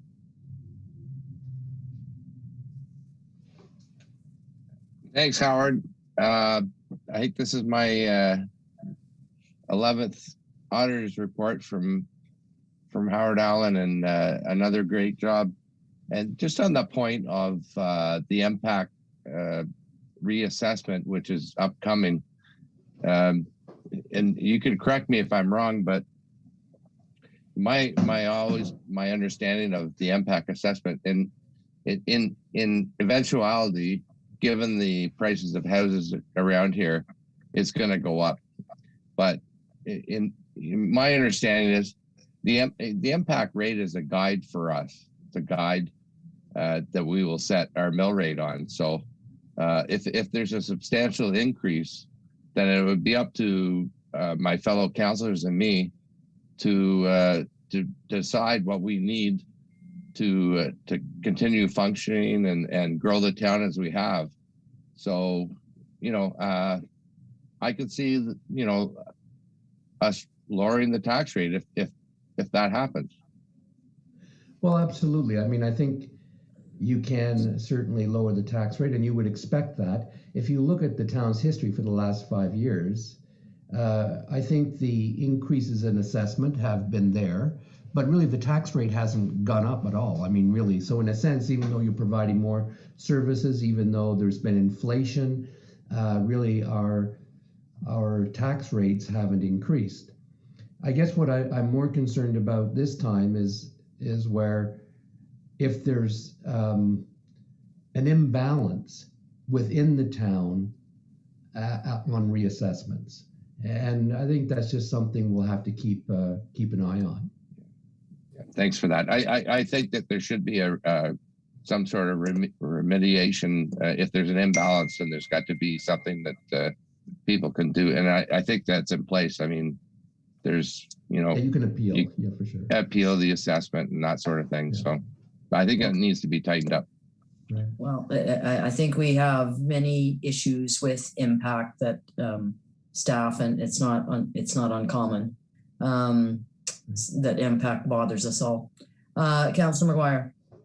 Thanks, Madam Chair. This is only my third, but I enjoy them so far. I was wondering, and at first I just want to say, I think the imbalance is already in town. We've got a huge imbalance between the north side of town, the south side, the new builds, townhouses that are paying a third more than 4 or 5 bedroom, 2-story red brick houses on the other side of town. So that's part of our impact problem already. But for a number of households with impact, it went from 4391 to 4393, and I'm just wondering how that could only go up by 2 with so much building in town.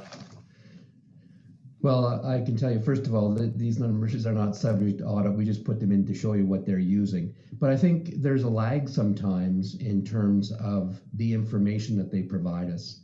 So I noticed that myself, and we always have indicated that that's the numbers we have, but they don't make a lot of sense to me. I'll be interested to see what the census comes in at in terms of our population, and hopefully MPAC can catch up, because I certainly know that we've issued a lot more building permits than that in the last few years. Great, thanks. And for the financial indicators, this is something where I appreciate that they're here, but not having this background, it's hard to make sense of them in plain language. I'm wondering if there's any resources you've got or that are out there on the internet that you could share that kind of would explain that to us. And if there are, maybe we could include them as an appendix to the report. That's a good suggestion. I mean, they are issued by, the indicators are really issued by the province, by the Ministry of Finance, and they kind of do give a little explanation of what they're all about. I'll maybe send a copy of what I have to Janet, and then she can pass it on to you. That would be helpful. Thank you, Howard. I think to all of us, not just Councillor McGuire. Right. I'm switching back and forth to make sure Councillor Dwyer is heard if she had any other comments or questions for Mr. Allen. Seeing none, our thanks again, Howard, for helping us to sort through and helping the people who watch to sort through what position the town is in financially. And as you say, I think we're doing okay, even in spite of this COVID year. So thank you, Howard, again. And I'm sure we'll see you next year. Thank you. Okay, bye for now. Bye, thank you. Okay, so there are no adoptions of minutes. CAO, I believe you have one report. Yes, thank you, Madam Chair. Very quickly, just a reminder that because of the construction at the Lombard-Abbott intersection that started last week, we have a street closure. So the section of Abbott between Lombard and Strathcona is closed, and it will be, we expect, for the next 2 weeks. That's to facilitate construction of the right turn lane. So we're asking for the patience of motorists. We do have detours set up. Generally speaking, we want passenger vehicles to cross the canal at the Beckwith Bridge and truck traffic to cross the canal at the old Slies Bridge. And those detours are set up and well advertised. But obviously there's going to be an impact. We certainly saw the impact during peak hours on Beckwith. we're asking people to be patient, and in 2 weeks, we should have it back opened again. Thank you, CEO Morris, and we will all try to be patient with that as we have waited a very long time for a right-hand turn lane off Abbott onto Lombard. So please, we're almost there with it. Okay, thanks very much. There are no correspondence items, and if I could have now for those watching, the council is now going to move into a closed session, and we will endeavor to be back as quickly as possible. So I need a mover and a seconder that Council of the Corporation of the Town of Smith Falls, as provided in section 239 2D of the Municipal Act 2001 as amended, move into closed session at 6:28 p.m. to address matters related to employee negotiations. If I could have a mover and a seconder for that. Councillor Brennan moves, Councillor McKenna seconds. All in favor? Thank you. We'll be back as soon as possible.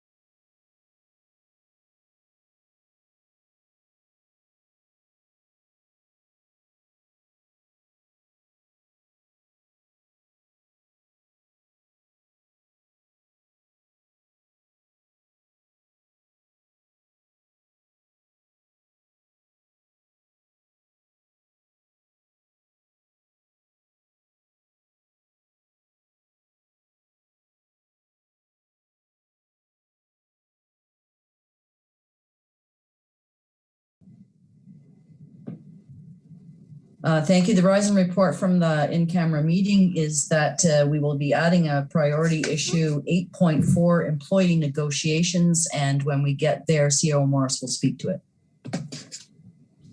Thank you. So now, thank you for your patience, everyone.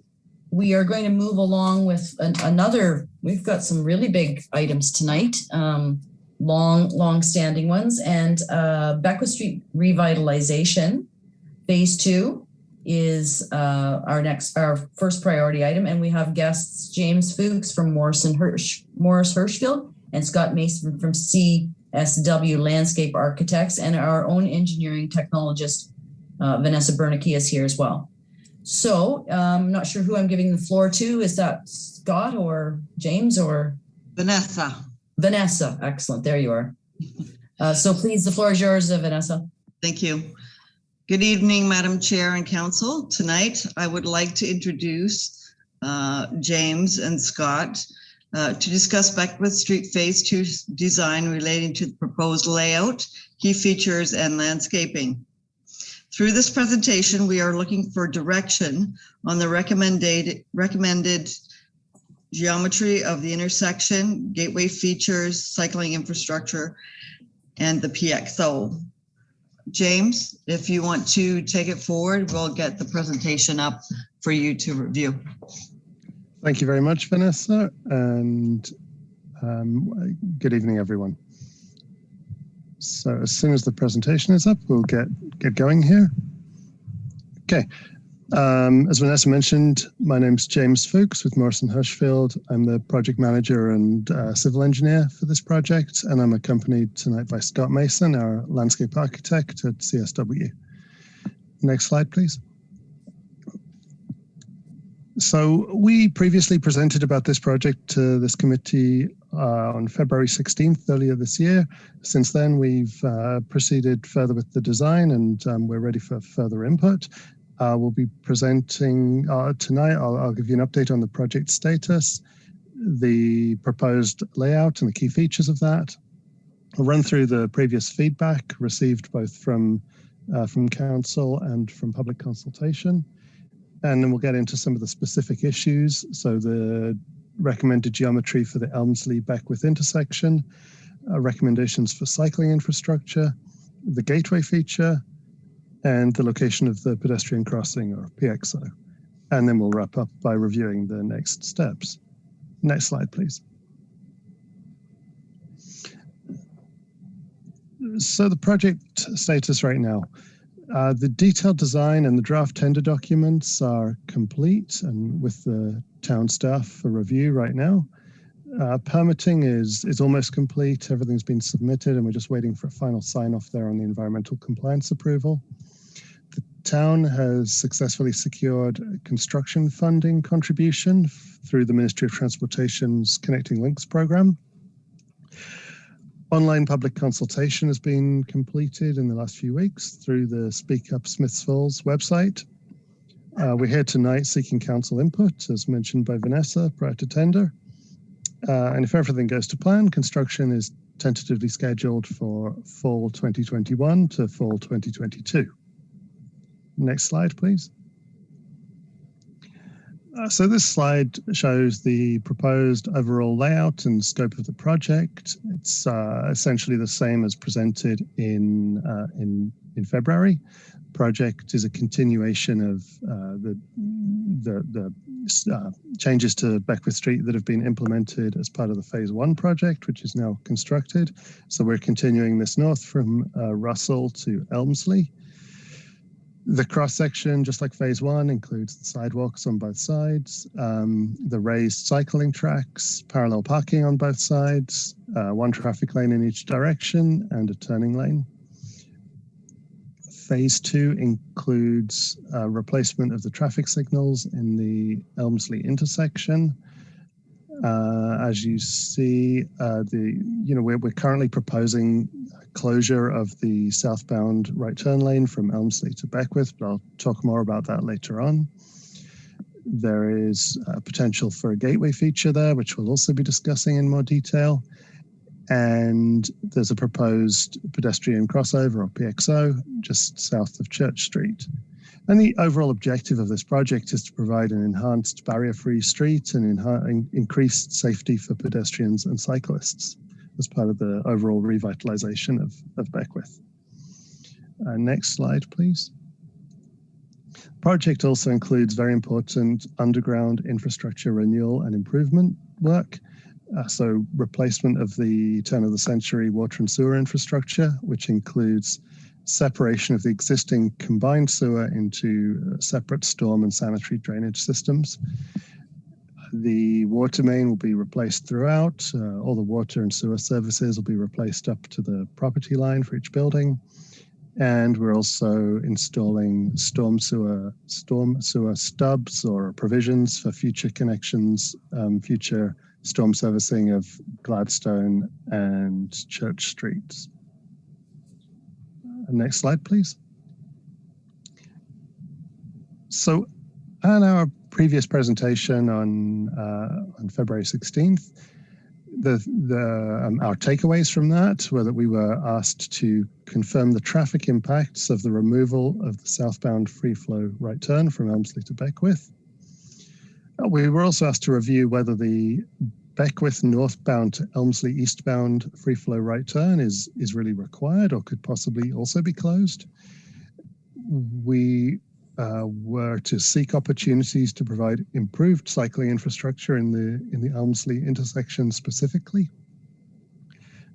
We were to consider a location on the east side of Beckwith Street as a possible alternative location for the gateway feature. And finally, to clarify why the PXO needed to be located on the south side of Church Street rather than the north side. So the remainder of this presentation, I will be addressing these points. If we can have the next slide, please. We also completed public consultation, and I'll summarize here the key points received through the public consultation in relation to the overall project and the roadway geometry. Scott will speak to the public comments on the gateway feature separately in a moment. So we received a number of comments, some really well thought out, helpful input. There were 4 comments specifically requesting that the southbound free flow right turn lane at Elmsley to Beckwith not be removed.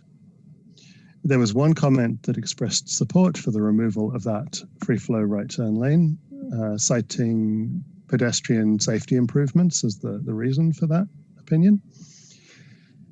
There were 2 comments that expressed concern about traffic backups in the vicinity of the Tim Hortons entrance, and they were referring to the existing conditions rather than anything that's being proposed. And there were also suggestions, including a desire for more bike parking and for even more streetscaping improvements, particularly at the intersections with Russell and Church. Just to note that bike parking is proposed as part of the design. I think it may have not been totally clear in the public consultation materials. So I think that specific item is already addressed in the design. Next slide, please. So with that introduction, out of the way, I'd like to focus on the configuration of the Elmsley intersection specifically. So broken it out here into 2 options. If option 1 was to retain the free flow right turn, this is from Elmsley into Beckwith southbound, and option 2 was to remove that free flow right turn. Option 2 is the current recommended option for clarity. So advantages of retaining the free flow right would be avoiding any potential for confusion with changing the configuration of the intersection, and that free flow right provides that smoother turn for drivers and the large trucks that use this road. Disadvantage is a free flow right turn is inherently less safe for pedestrians, including those with disabilities. It's also inherently less safe for cyclists, and in particular for those cyclists who are either heading west to east straight through the intersection on Elmsley or north to south straight through the intersection on Beckwith and would have to cross that right turn lane. So option 2, removing the free flow right. The advantages of that are kind of counter to those of retaining it. So it enables that more pedestrian and cycling friendly environment to be created with a single crosswalk and cyclists not having to cross traffic. It promotes traffic calming, so slowing traffic. As I'll show on a layout on the next slide, it does actually allow for improved access to the commercial strip at 94 Beckwith. Town staff asked us to carry out a traffic modeling analysis to determine what the impact on traffic flow would be. Conclusion of that analysis was that on average, there would be no perceptible increase in the delay for drivers, even at peak times, provided that a right turn on red is permitted. This is all for traffic coming from Elmsley into Beckwith. The other advantage there is, of course, that it creates boulevard space that could be repurposed for a gateway feature. So the one item that I've noted here as a disadvantage is that the full benefits to pedestrians and cyclists would only be realized if that right turn on red was prohibited. But our traffic analysis indicated that that would result in delays to traffic on Elmsley, albeit minor delays at peak times. But because of that, the recommended solution is the compromise where we are proposing closing the free flow right turn lane, but allowing right turns on red. If I can have the next slide, it just shows the current layout, or the proposed layout, sorry. So as you see, that's the proposed layout. So there's a dedicated right turn lane, but not a free flow lane, and right turns on red would be permitted. And again, based on the traffic modeling, the average impact to traffic delay times, even during peak hours, would not be noticeable to road users. And we're recommending this based on the overall principle of creating a more pedestrian and cycling friendly intersection. If I can have the next slide, please. Now, cycling infrastructure. So no change here to the previous design presented in that we still recommend the separated cycling facility merge with traffic at the start of the right turn channel. If I could have the next slide. The absolute safest solution for cyclists here would have been to close this right turn this free flow right turn lane. And although traffic volumes using this are very low, we concluded together with town staff that this right turn channel or right turn free flow lane is essential because of the tight geometry of this corner of the intersection. This channel is essential to enable trucks to make this turn, especially noting that Daniel Street is to be closed as part of this project, and that will take away one other alternative for traffic trying to turn from Beckwith northbound to Elmsley eastbound. So because of that, we concluded that it is necessary to retain this right turn. Next slide, please. So we are proposing the addition of bike boxes. I understand this would be the first intersection in Smiths Falls in which bike boxes have been implemented, but they are now being used in a widespread way across the province. So just to clarify, the bike box allows cyclists to wait ahead of the queuing traffic and then to proceed ahead of motorists when the light turns green. So there's no change to the traffic light sequence. It just allows cyclists, especially those cyclists who are turning left, to get in front of the traffic and then make that turn in front of the traffic. Next slide. We also added the dashed cycling markings to clarify to both cyclists and motorists where cyclists should be, and to demonstrate to motorists to look out for cyclists, and that cyclists will be proceeding from the end of the cycling facility to the bike boxes. Next slide. Okay, over to you, Scott, for these next few slides, please. Thank you, James. Good evening, everyone. as a quick follow-up regarding the gateway feature and the landscaping at the Beckwith and Elmsley intersection, we had proposed a couple of different forms for what those gate features may be, along with a couple of different themes of what those gateway features may be. And then there was discussion last time around which side of Beckwith those gateway features may occur at. We have, through the Speak Up Smith Falls engagement, we received feedback as illustrated in the bar graphs here, which regarding the theme, there was a tie between two of the themes, and we can show those themes in a little bit more detail in the slides to come. And then there was also a tie regarding the form of what those gateway features may be. So we are seeking input regarding how we move forward in terms of developing those gateway features. So the first and foremost question is there going to be a gateway feature, a confirmation of that? And then which side of the road should we do this gateway feature on? We had talked about pros and cons and visibility of which views were more prominent for those gateway features. And that decision came back to the intersection improvements that James just went through. The other clarification we are seeking is the form of the gateway features themselves, being horizontal or upright. So, next slide, please. So where we had left off was exploring the different forms and the pros and cons of those forms and how they engage with people in the public realm for what these gate features may be. So we received feedback, both 2 votes for a horizontal gateway feature and 2 votes for an upright gateway feature. The horizontal gateway feature allows for, there's still going to be the same visibility between the two of them, but depending on what it is we want to do or the message we want to put into the gateway feature, the experience of how people move around it, use it, will be different.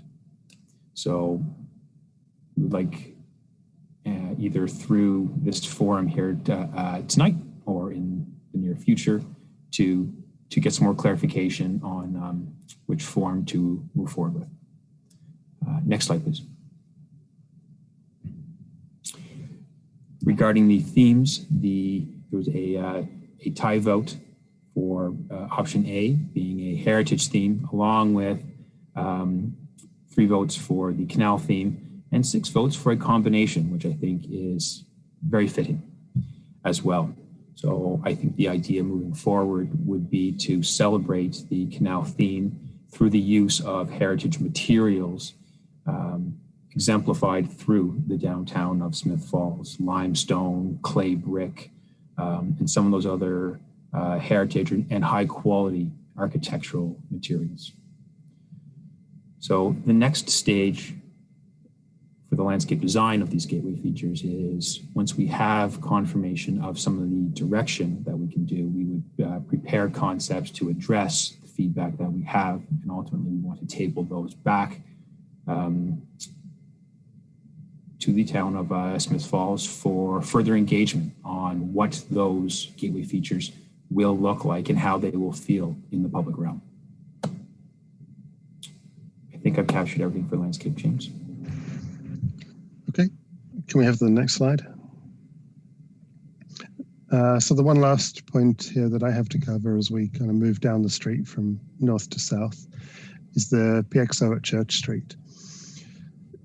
So shown in black here is the recommended location on the south side of the intersection.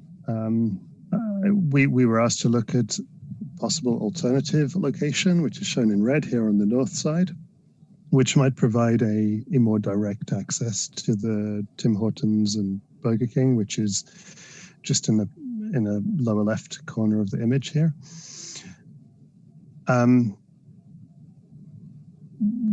What we've tried to demonstrate here is the the storage length that is required for a left turn lane, according to both the Transport Association of Canada and Ministry of Transportation guidelines. So they require, or they indicate that 15 meters is the minimum storage length that's required. If the crosswalk was to be located in that position, another requirement is that stop bars before PXOs have to be a minimum, or have to be 6 meters back from the PXO. So we'd be measuring the storage length from that location to the entrance to the Tim Hortons, and we'd only have 14 meters, which would be substandard. So that's one kind of technical reason for not doing this, but moreover, it's been clearly, it's become very clear both through our own experience, through commentary from staff, and through the public consultation, that there are existing traffic congestion issues in this area, specifically with traffic traffic queuing to turn into the Tim Hortons. And as a result, we would not want to recommend anything that would reduce the storage length that's currently available in that median lane. You can see the reduced storage and the setback stop bar to accommodate the crosswalk. As soon as there's a car waiting to make the left turn to Church Street, you'd have very little storage for traffic trying to turn into Tim Hortons, potentially leading to backups on Beckwith northbound. Also, if there's, even if there's no one waiting to turn into Church Street, then backups in that turning lane could run back onto the PXO, which is a danger for pedestrians. So just overall, with the traffic congestion in this location, and the fact that it would be substandard according to the TAC and MTO guidelines, we wouldn't recommend placing the PXO in this spot. And that's why we are still continuing to recommend the location on the south side. Next slide. So to summarize, the next steps here would be council approval to proceed to tender. We will then be finalizing the plans and specifications ready for tender, just to incorporate any outcomes of this meeting, any comments that we receive from town staff. Tendering would happen this summer. Construction is tentatively scheduled for fall 2021 to fall 2022. And just to reiterate, we've noted there the input that's needed in terms of the gateway feature. And that's everything from me this evening. Thank you very much for your attention.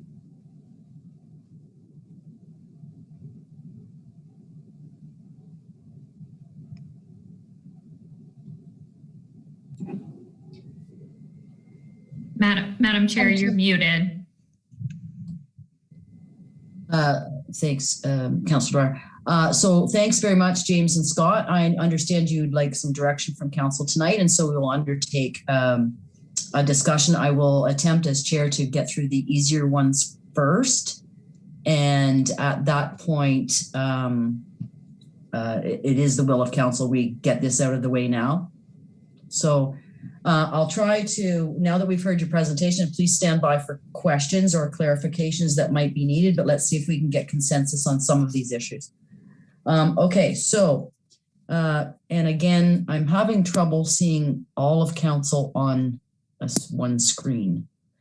Is that an acceptable way to approach this, Councillor McKenna? Okay.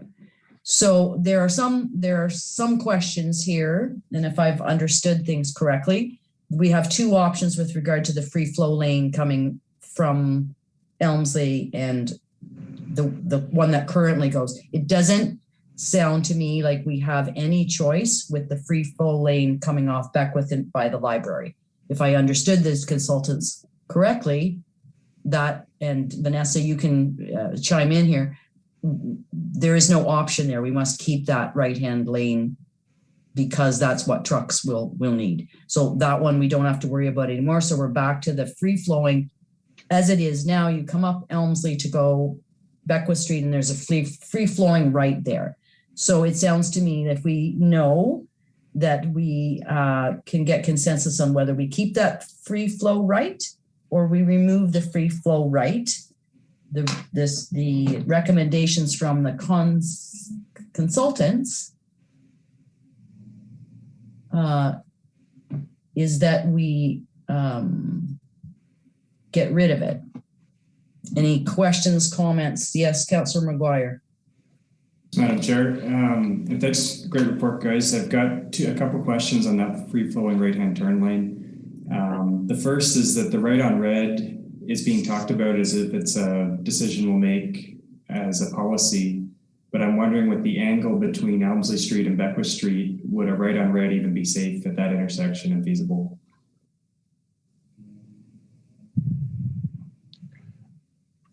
I believe that a right on red would be acceptable in that location. Okay. I guess I have concerns because we've got an intersection with a larger angle at Cornelia and Elmsley down the street, and there's no right on red there because it's not safe to get that turn out. So to me, whether or not that right on red is legal, a policy discussion is a whole other thing, but we need to figure out if that's going to be feasible. Furthermore, if there's a bike box in front, it's going to push the cars that much further back and reduce that visibility. So I think second question on the free-flowing right-hand turn lane is, can you install a POX on a free-flowing right-hand turn so it just stops that traffic on the free-flowing right-hand turn when a pedestrian's trying to get to the intersection? The answer to that is yes. The answer to that is that technically pedestrians have the right of way at a crosswalk on a free-flowing right, but we can install additional signage to make that more obvious, or install actual PXO signage. We have those two options. In terms of what Councillor McGuire is suggesting, is this impacted by where the decision for the gateway is? The gateway feature. Yes, if the free-flowing right was retained, it would basically be sticking to the existing geometry, so there'd be a lot less space available for a gateway feature. On that side, okay. On that side, yeah.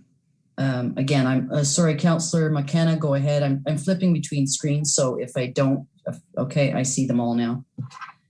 Councillor McKenna. Thank you, Madam Chair. I'm supportive of all of the recommendations, and I appreciate the modest tweaking that the consultants have done in response to our first feedback. And so I am right turn on red coming south off of Elmsley onto and get rid of the free flow turn. I'm supportive of the bike boxes. I'm supportive of where the crosswalk is on Church. And I'll leave my comments about the gateway, but I like everything that you've presented and appreciate it. Thank you. Councillor Brennan. Thank you. The right turn. Do we have an actual traffic count on the number of cars that go through that turn every day? Are we talking about the turn southbound or northbound? Free flow from up Elmsley onto Beckwith.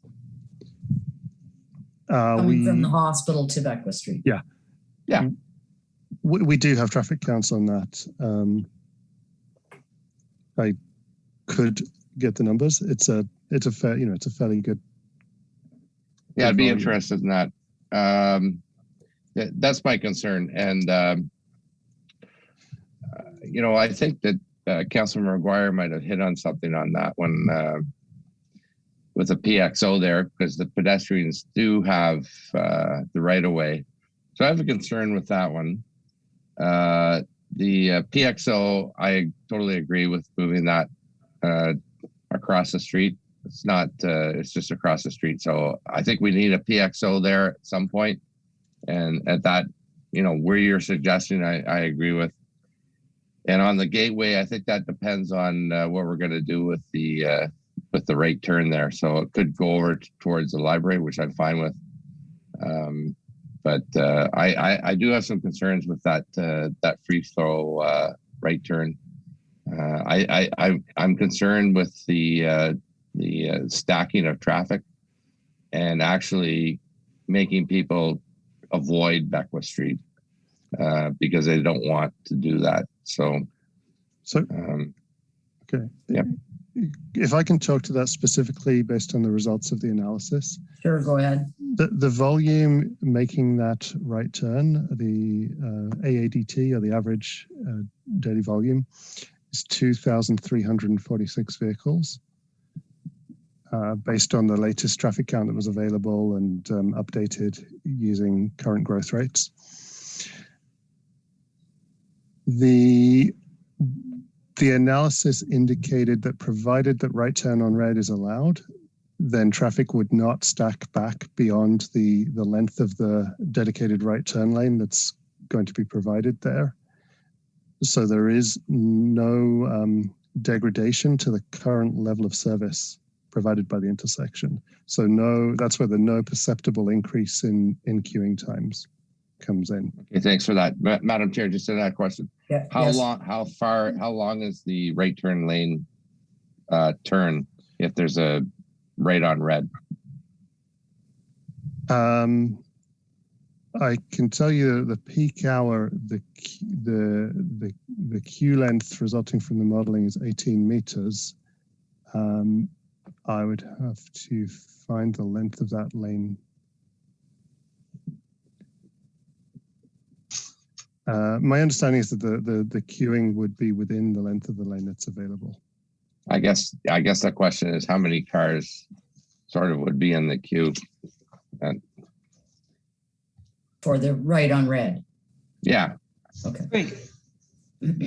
So the information from our report here is that the length of traffic, we have it measured by the length of the queue rather than the number of vehicles in the queue, but it's unchanged between the current scenario, the existing conditions, and no eastbound right turn channel with right on red. Okay. Whereas it increases quite significantly if there's no right on red. Yeah. The theory behind that is that even with the free flow channel, traffic still has to stop before it enters Beckwith Street if there are vehicles coming the other way. Yeah. Okay, as Councillor Dwyer. Thanks, James. Okay. Councillor Dwyer. Thank you, Madam Chair. Two questions.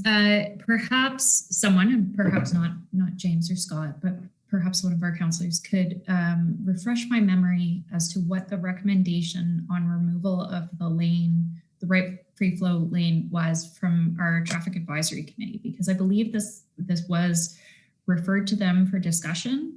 But off the top of my head, I really can't remember what their recommendation was. Jade, can you speak to that? Vanessa, if you're there, you can help me. I don't remember that coming up.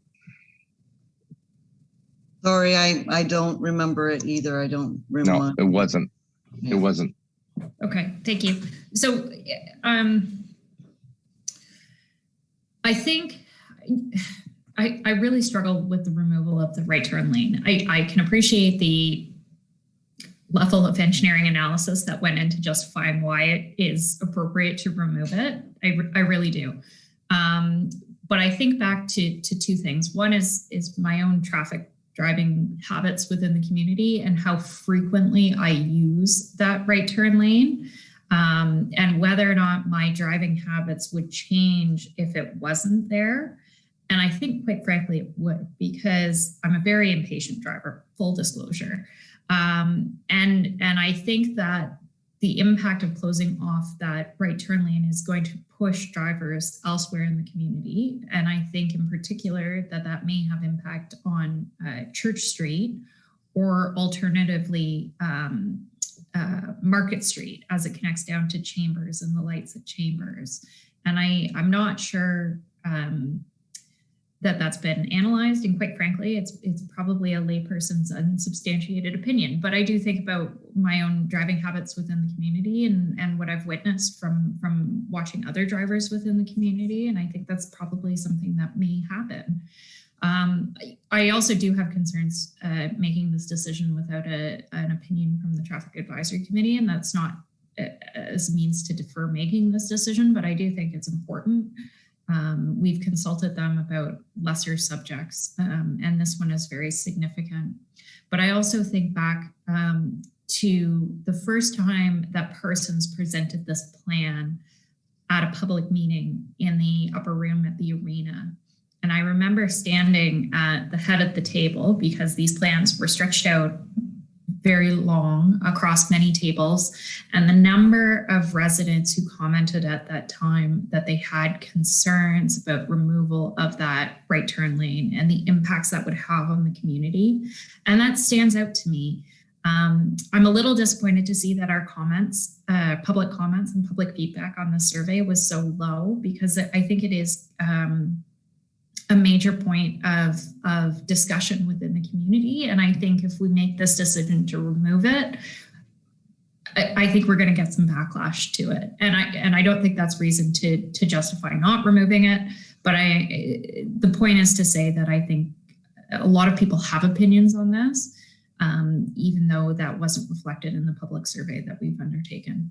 So at this point, I mean, if I was forced to make a decision on this tonight, I don't think I have a comfort level to support removing the right turn lane. But I would like more feedback from the Traffic Advisory Committee. Thank you, Madam Chair. Thank you. Again, I'm flipping back and forth. Councillor Allen, do you have any thoughts?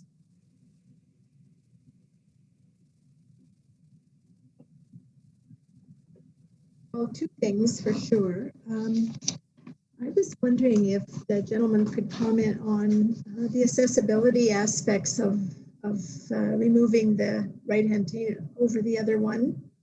I mean, I read this with great interest, and I'm thinking about this, but I'm looking at the other cross section, or the crosswalks that we're doing right now, where the street closure is going, and how completely accessible that street has become. And it's not a street that has so many pedestrians as where we're doing this one. And I really think that if we want everyone to be accessing Beckwith Street, we need to have an accessible street there. So that's one of my questions. Nobody's mentioned that. So the other thing is, I'm all in favor of the suggestion of moving the PXO. Just judging from the daily traffic that I see in that area, I think that would be much safer. It also gives them a sense of, being able to go across that slowly, because I often see people running across that road because of the congestion and the traffic. Sorry, Lorraine, I just want to be clear. So we have the one PXO down at Church. Are you talking about the PXO up at the Esso station, or the potential? Sorry, no, the one that they were suggesting, the one that's longer on Church Street. Okay. Thank you. And Gateway, I like the idea that people said combining the two, Heritage and Canal, and I like Upright just because of the space. I don't think we have the kind of space in either section of where we put that we would want a large oval or circle. So Upright. But I guess my biggest question right now is the accessibility aspect of what we're doing there. Okay, and Lorraine, just while I have you, is there a location for the Gateway that you were particularly leaning towards? Well, I liked it at the library, but the last time when we were talking about it, people had concerns. We'd have to look at the monuments that are there. And so I'm not sure if that's been done, or I don't think it's been done, but I think it's something we'd have to look at first.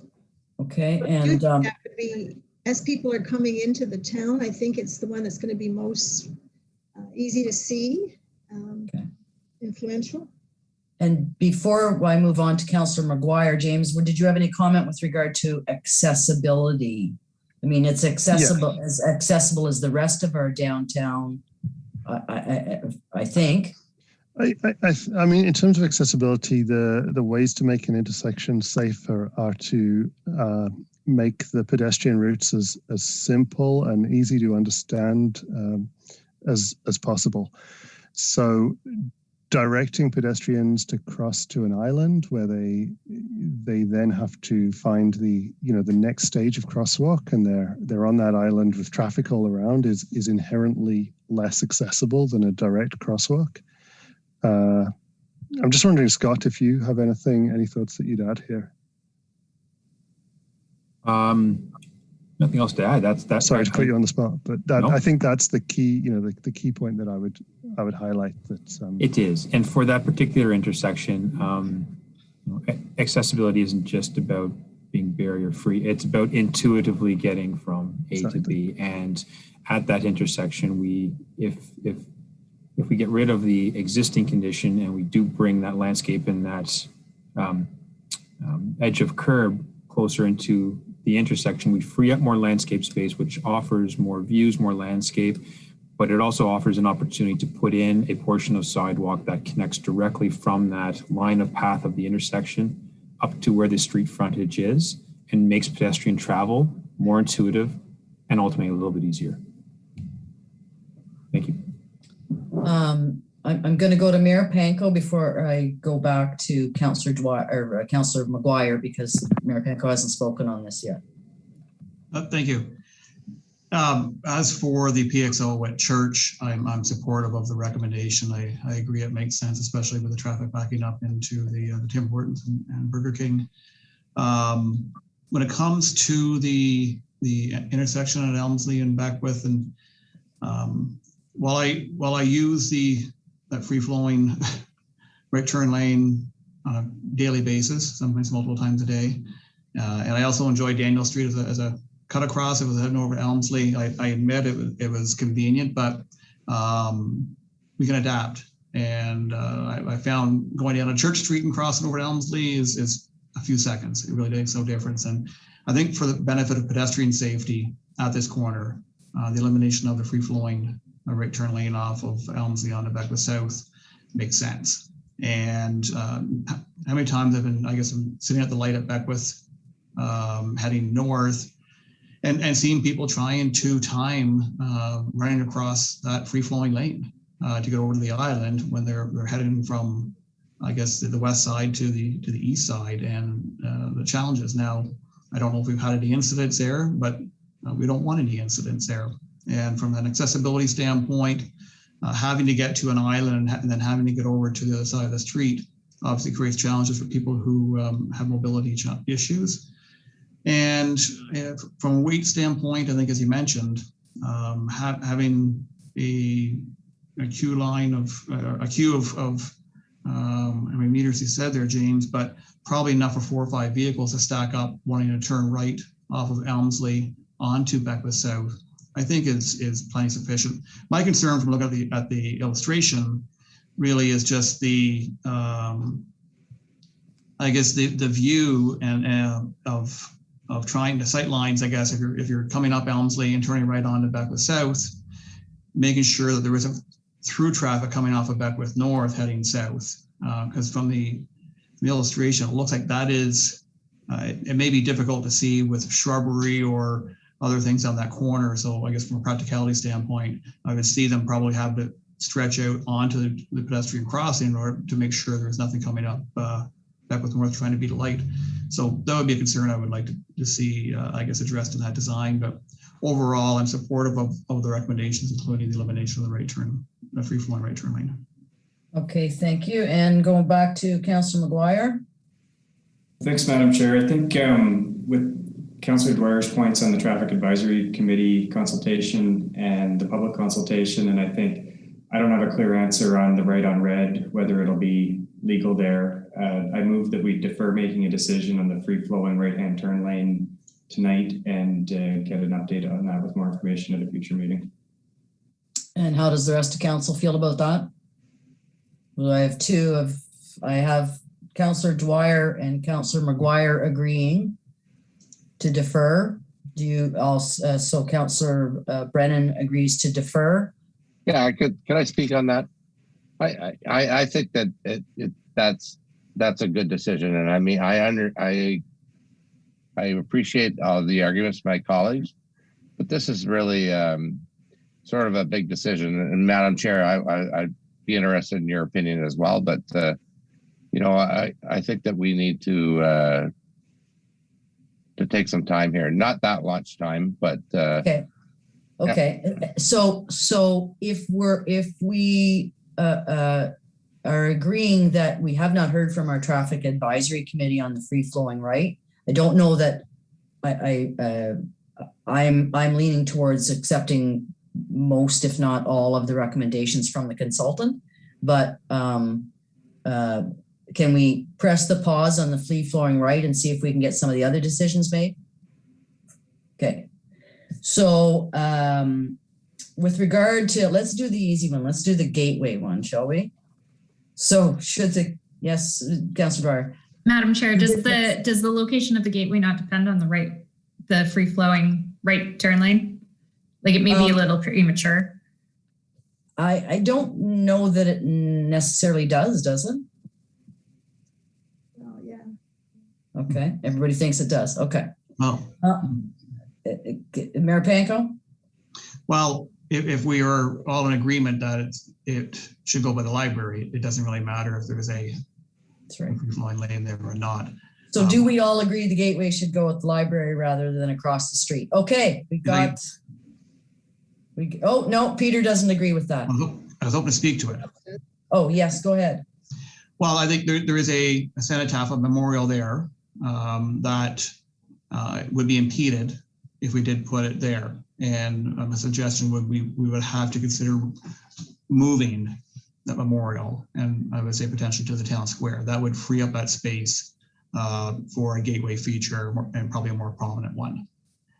I think it would work better. And I guess, and just one further comment, if we're going to defer the decision on the free flowing right turn lane, I'm wondering if we could bounce that off the Accessibility Advisory Committee, which is meeting this week as well. That's essential. Okay, so Councillor Dwyer, we're either gonna get to something, we're gonna make a decision on something, or we're gonna defer the whole thing. Councillor Dwyer. Thank you, Madam Chair. I agree with Mayor Panko's point about relocation of the cenotaph. I think, of course, we should do it in consultation with those who were responsible for its installation there. But I think it does it more justice to have it in a prominent public space like the park, where there could be respectful gatherings around it. Right now, it appears to be more or less an afterthought. Kind of sequestered to an island there. And quite frankly, I'm always a little afraid that somebody's going to veer off and smoke it with their vehicle when they're not paying attention there. So I would agree that we speak to those involved and suggest the relocation of it. But I too support having the gateway feature on that island.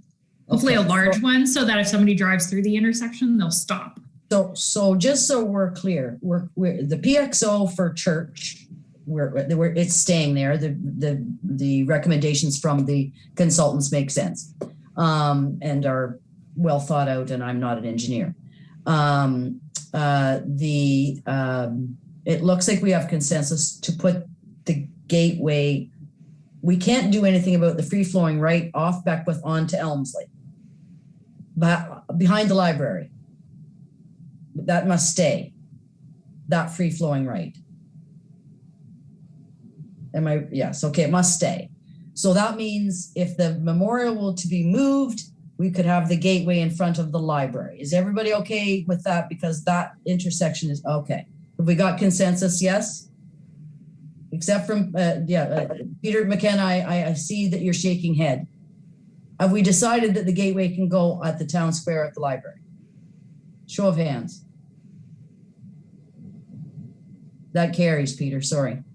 Well, it doesn't carry because it's a straw vote, but so gentlemen, you just heard that.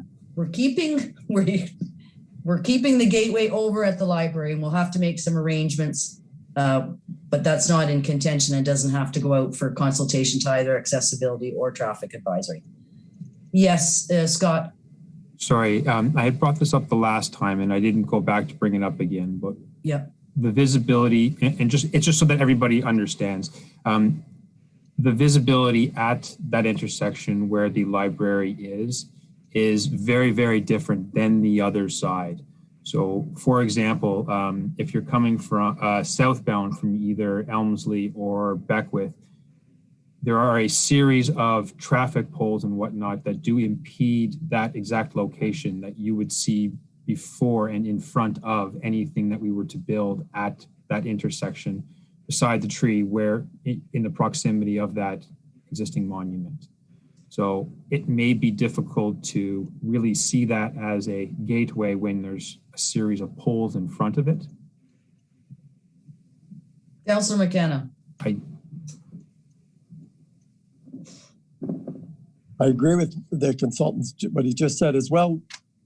It isn't just people driving southbound. There are northbound friends coming up from the United States, coming up Beckwith Street, and your gateway feature is going to be behind them. Well, gateway features can be designed so that they show from multiple. We'll have to cut a few more trees down and move them you know what? I'm getting the feeling that we're not going to get to it tonight. I don't think we're going to get to a consensus tonight. Do you disagree, Councillor McGuire? No, I have a comment on the gateway feature. I think it's got great visibility if you're coming on Elmsley from Merrickville side, so visitors going that way. B, it's a gateway feature, so you're going through it into something. The other gateway feature for this district is going to be located where the house just came down on Lombard and Abbott, where the right-hand turn lane's going in. But I think overall, we had really underwhelming response from this on Speak Up Smith Falls. Personally, I'm not inspired by any of the imagery that we've had come forward so far. And I'm wondering, is it time to just take the Gateway project out of this intersection and look at that when we've had time to properly consult with the Cenotaph?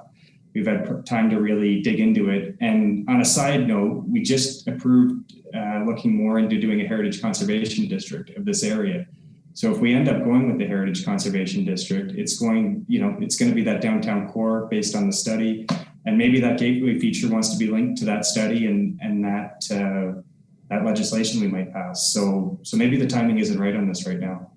Yeah, all good points. I understand our two consultants are looking for some decisions tonight, but I don't think we are in the place where we can make those right now. I think we need to consult with some other people, namely two of our committees. Councillor McGuire makes some good points as well, and I don't think we are ready. This is a very important project for all of us. It finishes off Beckwith Street. It is one of the jewels that this council is trying to move towards. So I don't think we're ready to pull the trigger tonight on these decisions, gentlemen. So with council's permission, I think we will defer all, and we need to go have some other conversations, and we need to defer all decisions on this for just a couple of weeks.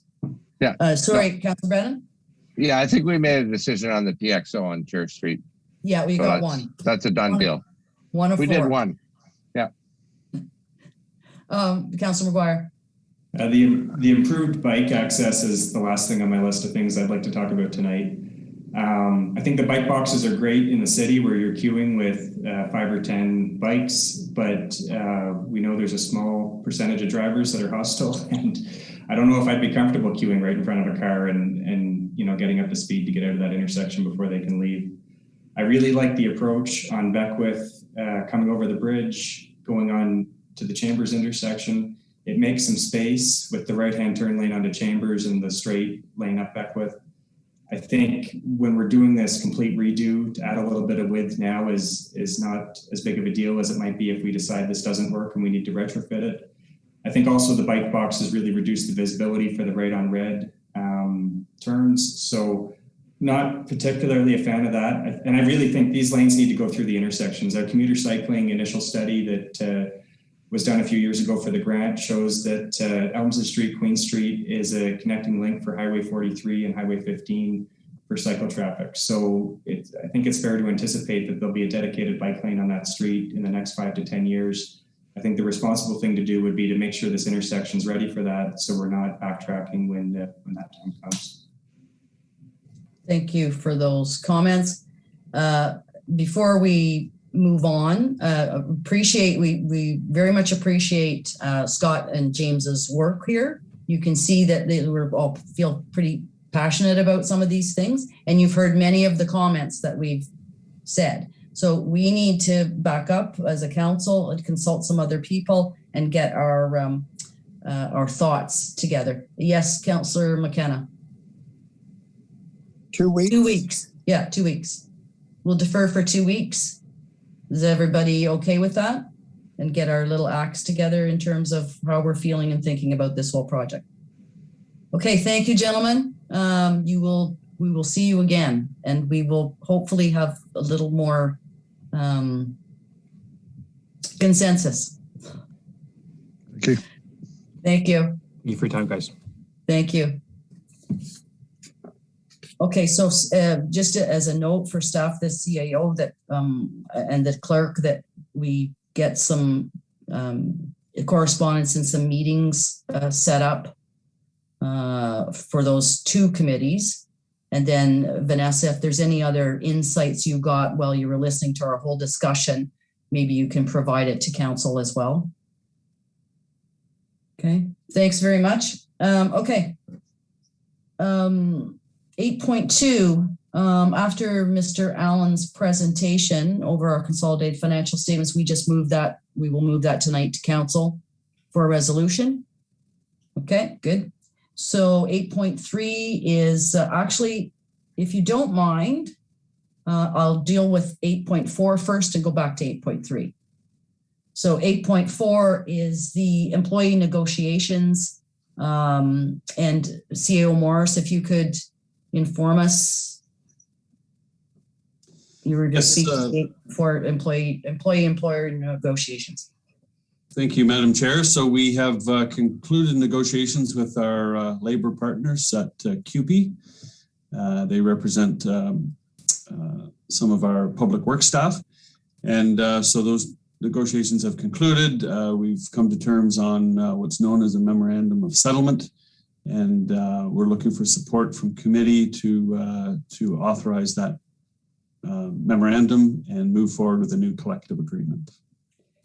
And is council supportive of that? If I could show, okay, you have unanimous support, and congratulations to both the negotiating team from CUPE and from the town's negotiating staff, and that'll move forward to council tonight then.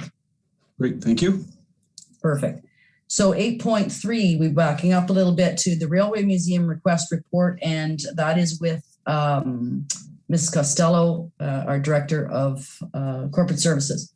Thank you, Madam Chair. The history of this issue is in the report. I don't want to go too much into the history. I'd like to discuss more of the current asks. Very briefly, the Railway Museum did ask for a municipal grant in 2021. However, it didn't meet the policy guidelines. Since that time, they have come back to committee and they requested 4 items.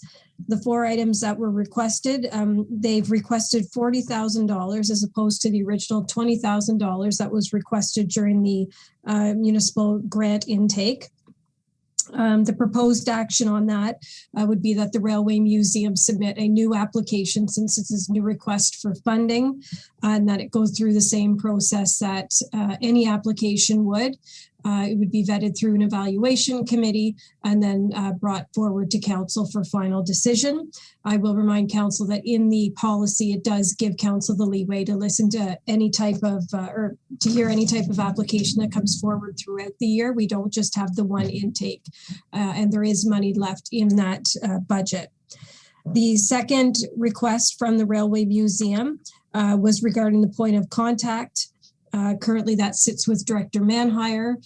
There is no proposed reorganizational structure underway at the moment, so it's being proposed that it currently stays as is. The current staff member that does the work for both the Heritage House and Railway Museum falls under the community services portfolio. We're recommending that remain as is.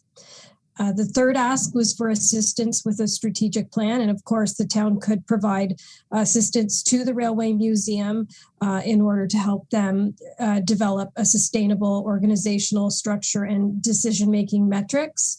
Remind council that there may be some budgetary implications associated with this request. And as well, the fourth request was a donation of old municipal equipment. At this point, that was a request, didn't really have any detail with it. So we would go back to the Railway Museum and ask them to specify what equipment they're looking for. And then we could work with them regarding each specific ask. So currently the community grant allocation, there's still money within that portfolio. We allocated $140,000 in the budget. And so far, checks that have been issued equal $70,519. And that's except for the railway commitment, which was originally $20,000. So those are the four requests with the four proposed action items coming out of those as proposed by staff. So I leave it to council for discussion and further direction. Thank you, Carrie. Councillor McGuire.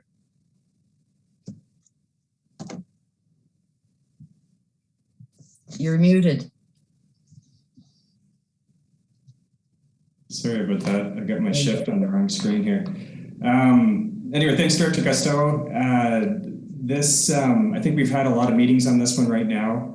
I don't think it would be an effective use of our time, our staff's time, or volunteer time to make the volunteers put in a new application, get the committee to meet, committee recommendation to us, and then committee of the whole council and all of that. I think that we have a great idea of what the problem is, that, in 2019, there was 11,000 paid visitors that went through the gates. They didn't have that in 2020, and it's unlikely they're going to have that in 2021. Without that revenue, there's this, as we've heard, there's a significant pinch on the cash flows. And therefore, not having that revenue, I think, is unprecedented, and it deserves some flexibility from council. This is a once in a generation crisis that we're going through. I think we've been very generous with our small businesses, and I feel like we're starting to hold the volunteers to a higher standard than other groups in town. I think when we look at the economic development and tourism programs we spend money on, $20,000 is to bring 11,000 people through town when things get back up and running is a great return on investment. So I would move, if there's a seconder, to amend whatever we approved at the last council that's in the report, that if the invoice isn't paid in full, that we forward the cash before it's paid so that they can use it to pay the invoice, and that we increase it to 40,000 as they've requested to cover the 2021 and 2020 shortfalls. Do you want to speak to it, or are you seconding the motion, Councillor Dwyer? I will second. Yeah, I'm happy to. That's fine. I'll third it. So, Councillor Brigetta. There's a motion on the floor from Councillor McGuire, seconded by Councillor Dwyer. Yes, go ahead, Councillor McKenna. Thank you, Madam Chair. I'm not opposed to all of the recommendations, and it sounds like my colleagues aren't either in the staff report. I don't have any problem. The form is a very small form to fill out. I think going through a process, even the small businesses had to apply for these things. So I don't see it as an undue hardship. I want to give the money, but I think if it came through the process, so I'm not supporting Councillor McGuire's suggested motion, but I am supporting the recommendations as the staff have laid them out, and I will support, when the application comes before council, voting in favor of extending this grant to the Railway Museum. Mayor Panko? Yeah, I think we're obviously dealing with exceptional circumstances at exceptional times, and whether I'm indifferent to whether they have to do another application or we simply make an exception to our current policy.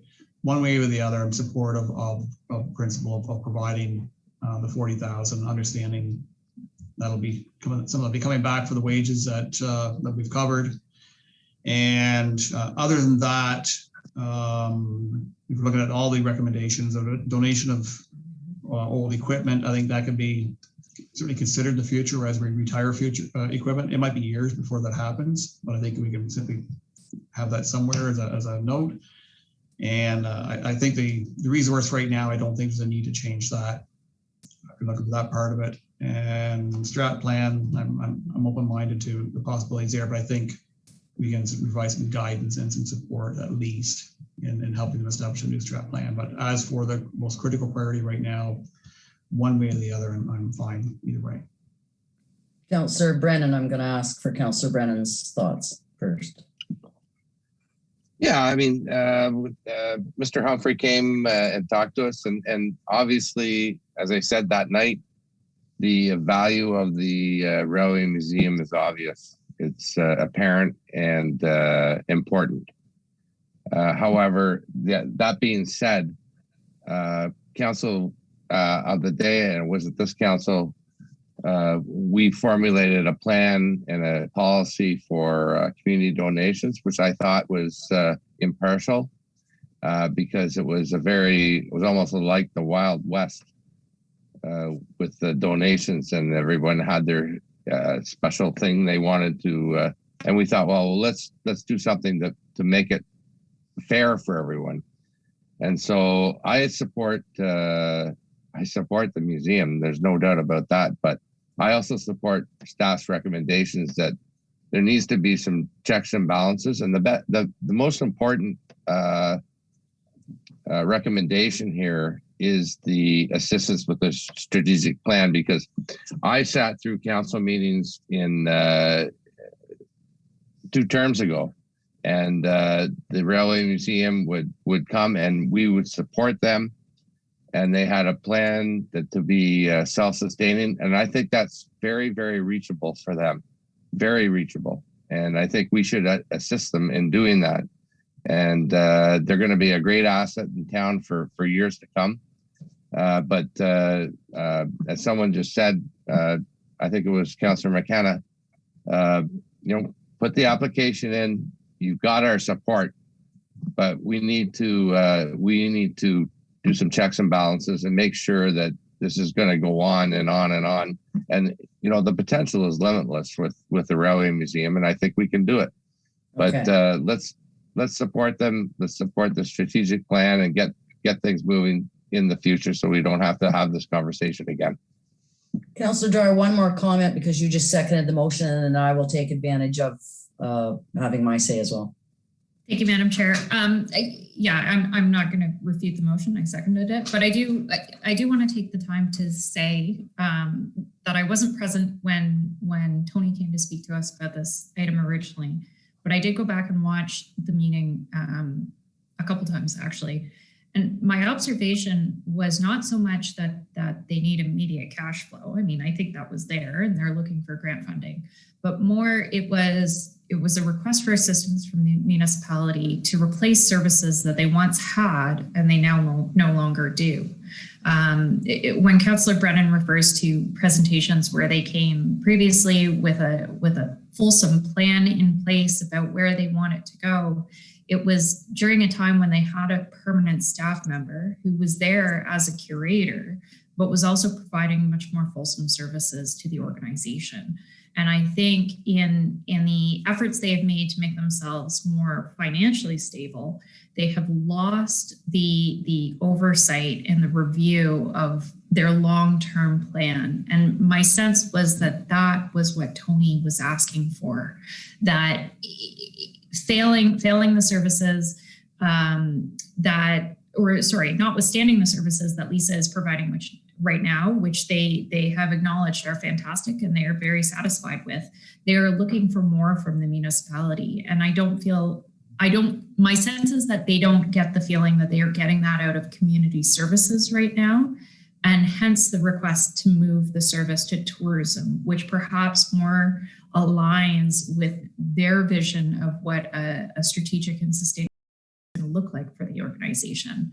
I'm supportive of the motion that Councillor McGuire has tabled. But I think that really we need to take a step back and say, if this museum is going to be an asset in our community, which I think we all agree it is, we need to make sure that our community services department is truly embracing that and that they are looking at this as a community building opportunity to build capacity there and partnership. And my sense from the presentation that Tony provided is that that's not there. So I think that's perhaps something that we can look to do better. And I think CAO Morris has a wealth of experience in that community building that perhaps we could look to his leadership to take on if we're not prepared to reallocate this service to tourism, which I can appreciate and understand why at this point it's premature. But I do want us to note that this was a significant component of Tony's ask, and it's not something that I want us to lose sight of. Okay, but I think I'll avail myself of the opportunity to chime in here too then.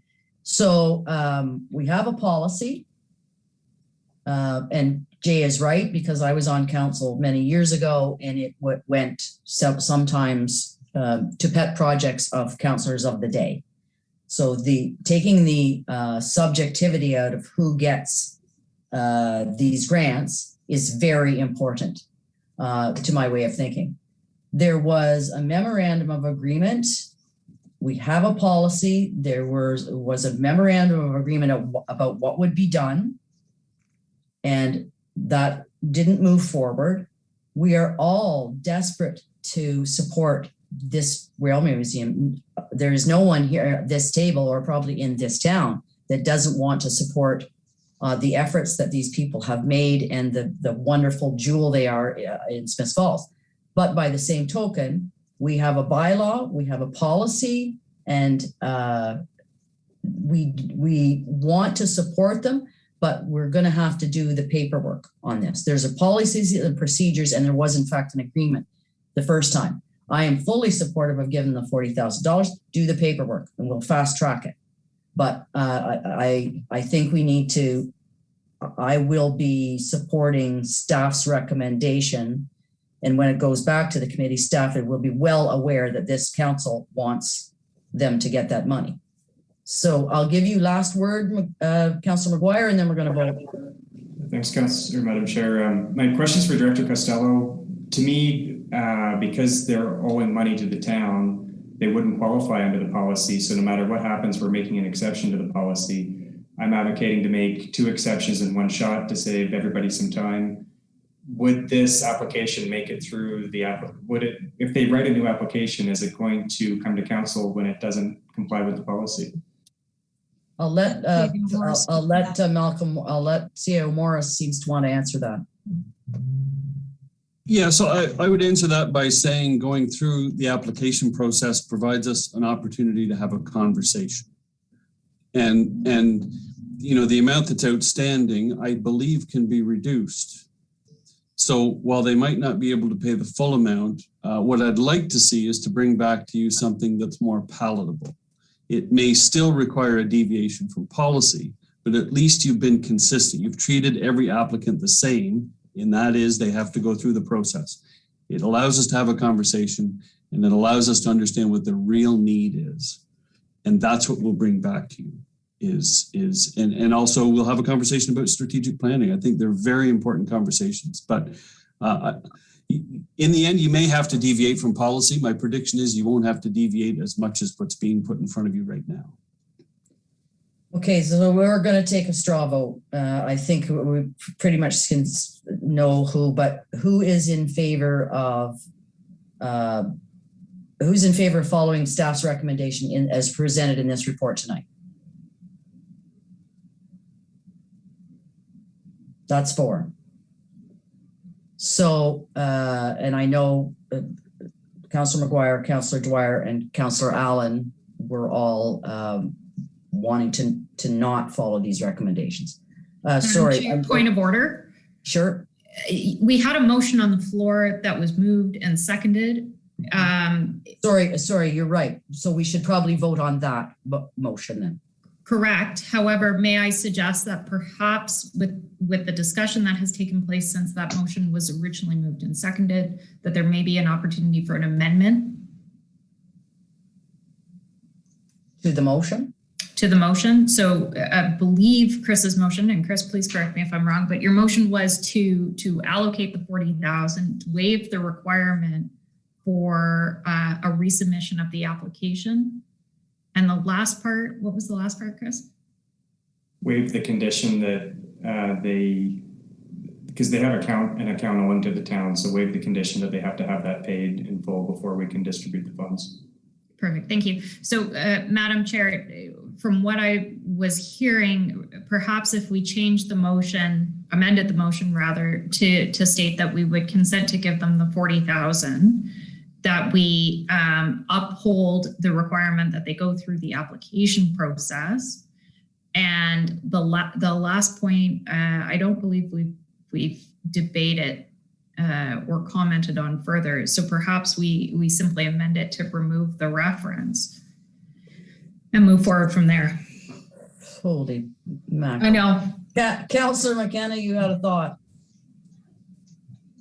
Well, rather than get in, Madam Chair, rather than get into amending motions, if they just, we either defeat it or they withdraw it, because without going through the process, that's really the wish of council, is to have staff go back, sit down, get this conversation going, come back to us with a more refined application, and they'll have our support.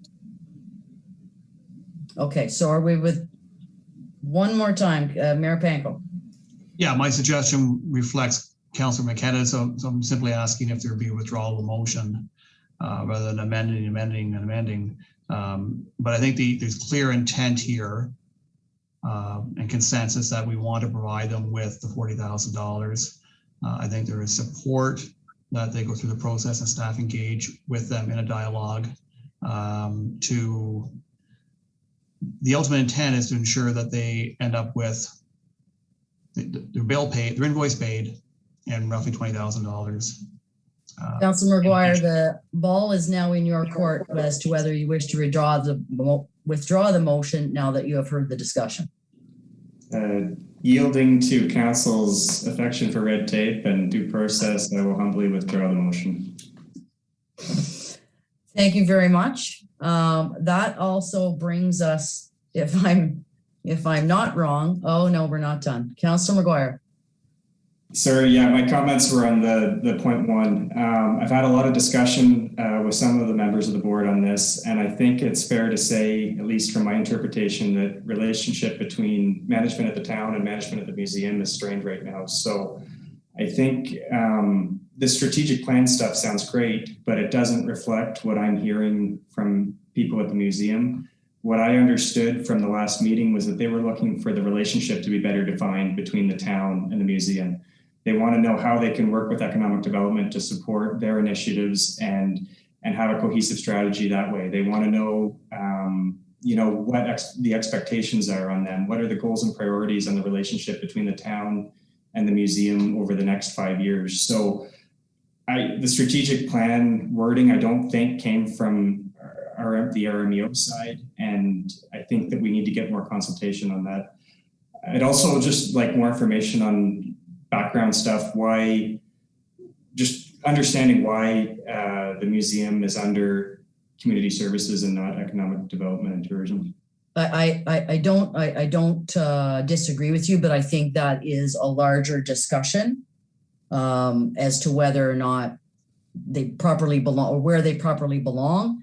And I think CAO Morris, given his comments earlier, and any strategic planning and strategic business planning, whatever you wish to call it, to make sure that we can preserve and hopefully during that process with the town, that they could come to some more clarity, the clarity that you're telling us that REMO wants in terms of their relationship with this town. You got that, CAO Morris? All right. But again, there's not anybody here who doesn't value and support this. We'll find a path through, and if they're feeling unappreciated, then hopefully this is a signal to them that we do appreciate them, both our staff and our politicians. Okay. Sorry, Councillor Maguire. Sorry to prolong this in the first period, but I was wondering that answer of why was it set up where the museum's under? Is it just always been that way, or are there reasons, or how does that work? I think you'd probably have to go back to Jay's mother's time when the Heritage House was set up. I'm not sure we didn't have any economic development and tourism. Well, There was only one gonna place have for a the big museum to report on go. Heritage House tonight, but I'm going to defer it because anyway, next week we could talk offline and tell you about the Heritage House. There you go. And I think probably if you're looking to the origins of it, there was no economic development and tourism when the museum was created, Chris, so it might have started there. So that being said, very well done, everybody, to get this much talked about as we did, although I feel like we might have been a little light on the decisions tonight.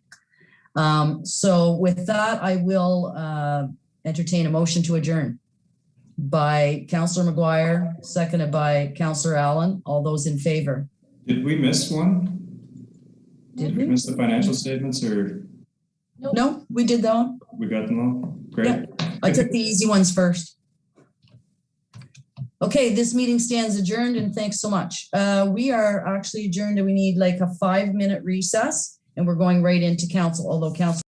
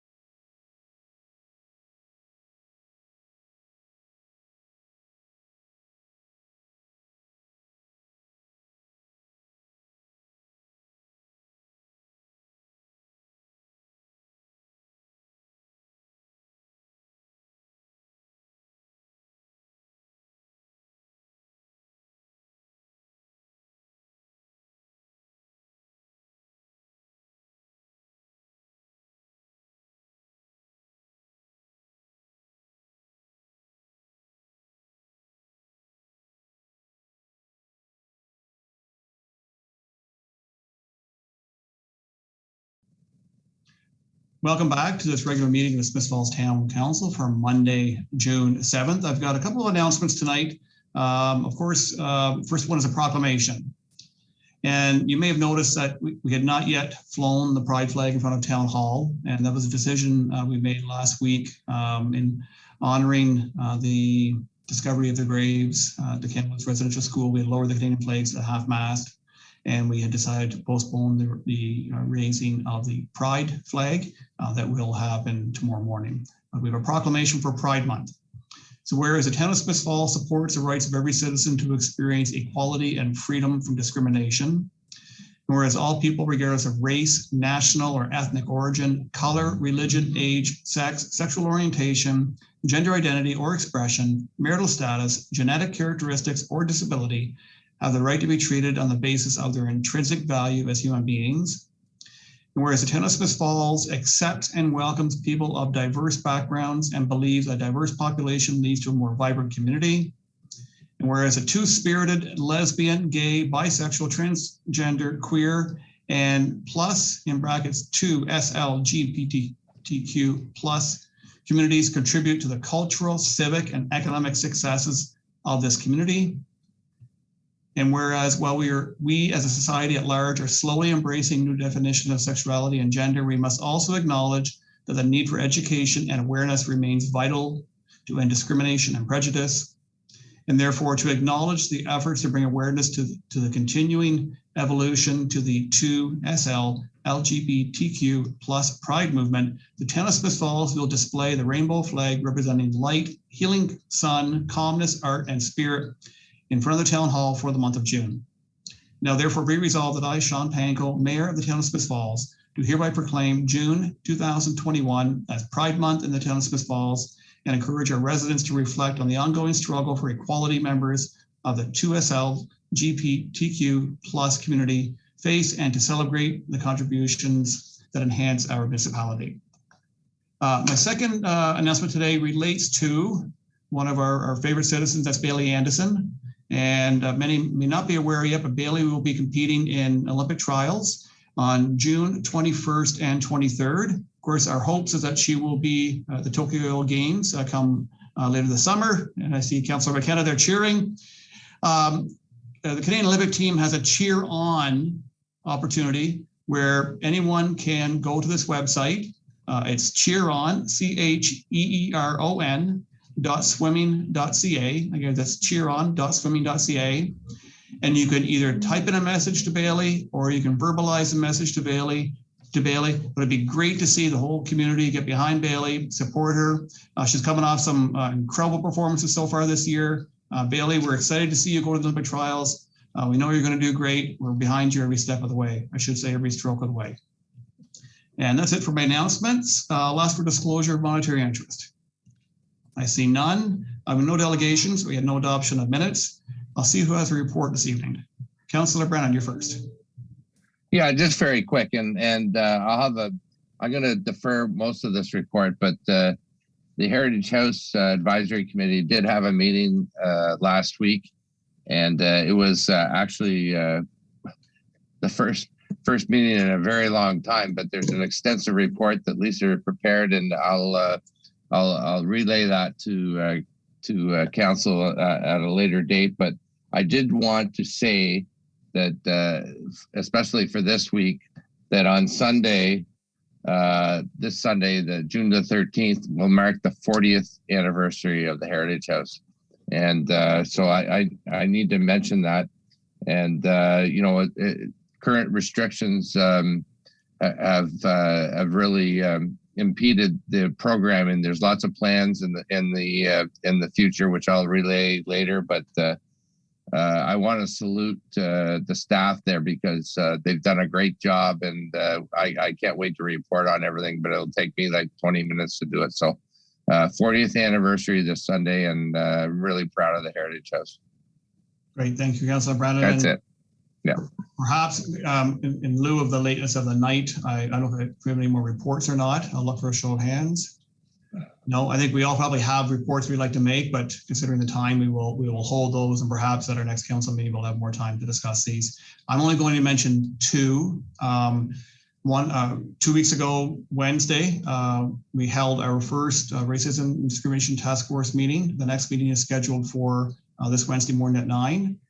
So it was, I think, a very great and solid start to that group, and we'll look forward to carrying that forward. And the Housing Advisory Committee also met 2 weeks ago Wednesday, and meeting again this Wednesday at 1 o'clock. These are public meetings. They are aired. If you want to tune in and watch, we've got a lot of great work, great participation going on. We look forward to moving both those issues forward.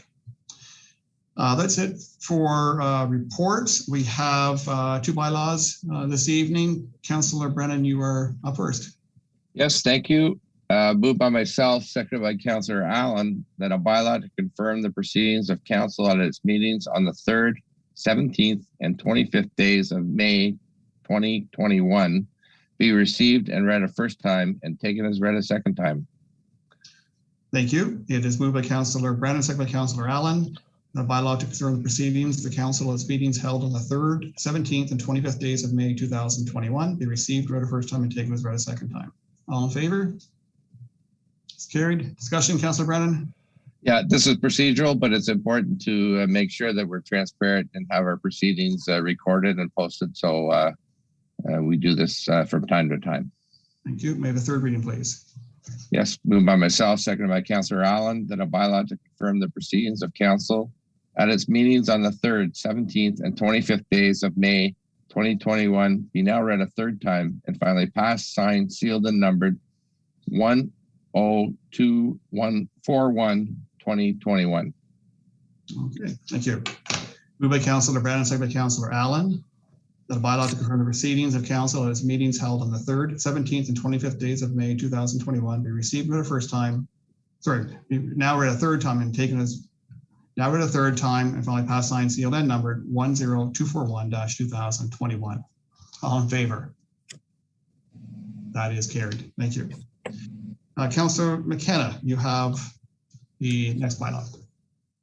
Yes, Your Worship. Moved by myself and seconded by Councillor Alford that a bylaw to authorize execution of a memorandum of settlement with the Canadian Union of Public Employees, or known as CUPE, and its local 1664 be received and read a first time and taken as read a second time. Thank you. Moved by Councillor McKenna, seconded by Councillor Alford, that a bylaw to authorize execution of a memorandum of settlement with the Canadian Union of Public Employees, in brackets CUPE, and its local 1664 for a term of May 1st, 2012 to April 30th, 2015 be received read a first time and taken as read a second time. All in favor? Carried. Thank you. Discussion, Councillor McKenna? Yes, last year the agreement currently with the CUPE 1664 and the town of Smiths Falls expired. And during that time, in spite of COVID, the two parties have come to a settlement. And this is the memorandum that covers that settlement. And it'll be covering it off for the next 4 years. And it will change the current collective agreement and it will be updated once this is passed. Okay, thank you. And so I'm just realizing I read what was given here. The dates, of course, are. Yes, we were omitting the dates. Sorry about that. My mistake. May I have the third reading, please? Yes, again, moved by myself and seconded by Councillor Alford, that a bylaw to authorize execution of a memorandum of settlement with the Canadian Union of Public Employees and its local 1664 be now read a third time and finally passed, signed, sealed, and numbered 10242-2021. Thank you. Moved by Councillor McKenna, seconded by Councillor Alford, that a bylaw to authorize execution of a memorandum of settlement with the Canadian Union of Public Employees, in brackets CUPE, and its local 1664 be now read a third time and finally passed, signed, sealed, and numbered 10242-2021. All in favor? That's carried. My apologies for the earlier mistake. As if for our bylaws, we have one motion, which is with Councillor Alford, please. Thank you, Worship. Moved by myself, seconded by Councillor McGuire, that Council of the Corporation of the Town of Smiths Falls receive the 2020 consolidated financial statements as prepared by Allen and Partners. Thank you. Discussion, Councillor Alford? Howard Allen was here at the Committee of the Whole meeting to tell us that what the state of our finances are. And that's available on the website if people want to peruse it more closely. But in Mr. Allen's word is we're doing okay. Thank you. Any further comments? Thank you. Moved by Councillor Alford, second by Councillor McGuire. The Council of the Corporation of Town of Smith Falls received the 2020 consolidated financial statements as prepared by Allen and Partners. All in favor? That's carried. That's it for our official business. Inquiries and announcements. I see Councillor McKenna is unmuting himself. Well, if there are no other announcements, Canada is blessed by having around its borders 3 wonderful oceans. And one of these oceans is named in a town street in Smith Falls, and 2 are not. Which of the 3 oceans is actually named after a street in Smith Falls?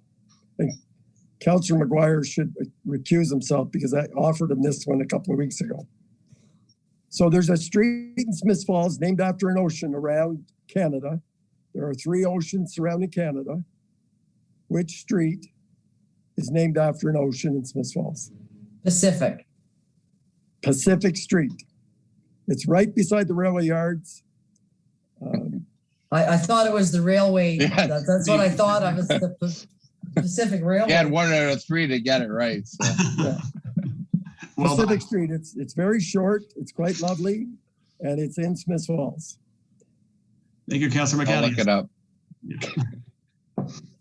Okay, Councillor It's a good Dwyer, one. the motion for adjournment, you were the only thing standing between Councillor Brennan and the Habs game, and Councillor McKenna, and the rest of us. I will make sure to read this very slowly Slow. and enunciate all of the words. Moved by myself and seconded by Councillor Allen that this council adjourn its proceedings at 8:33 and stand so adjourned until the next duly called meeting of council. Thank you. Moved by Councillor Dwyer, second by Councillor Allen. This council adjourns proceedings at 8:33 p.m. and stand so adjourned the next duly called meeting of council. All in favor? Go Habs, go. Right, Councillor You Brennan? could have called the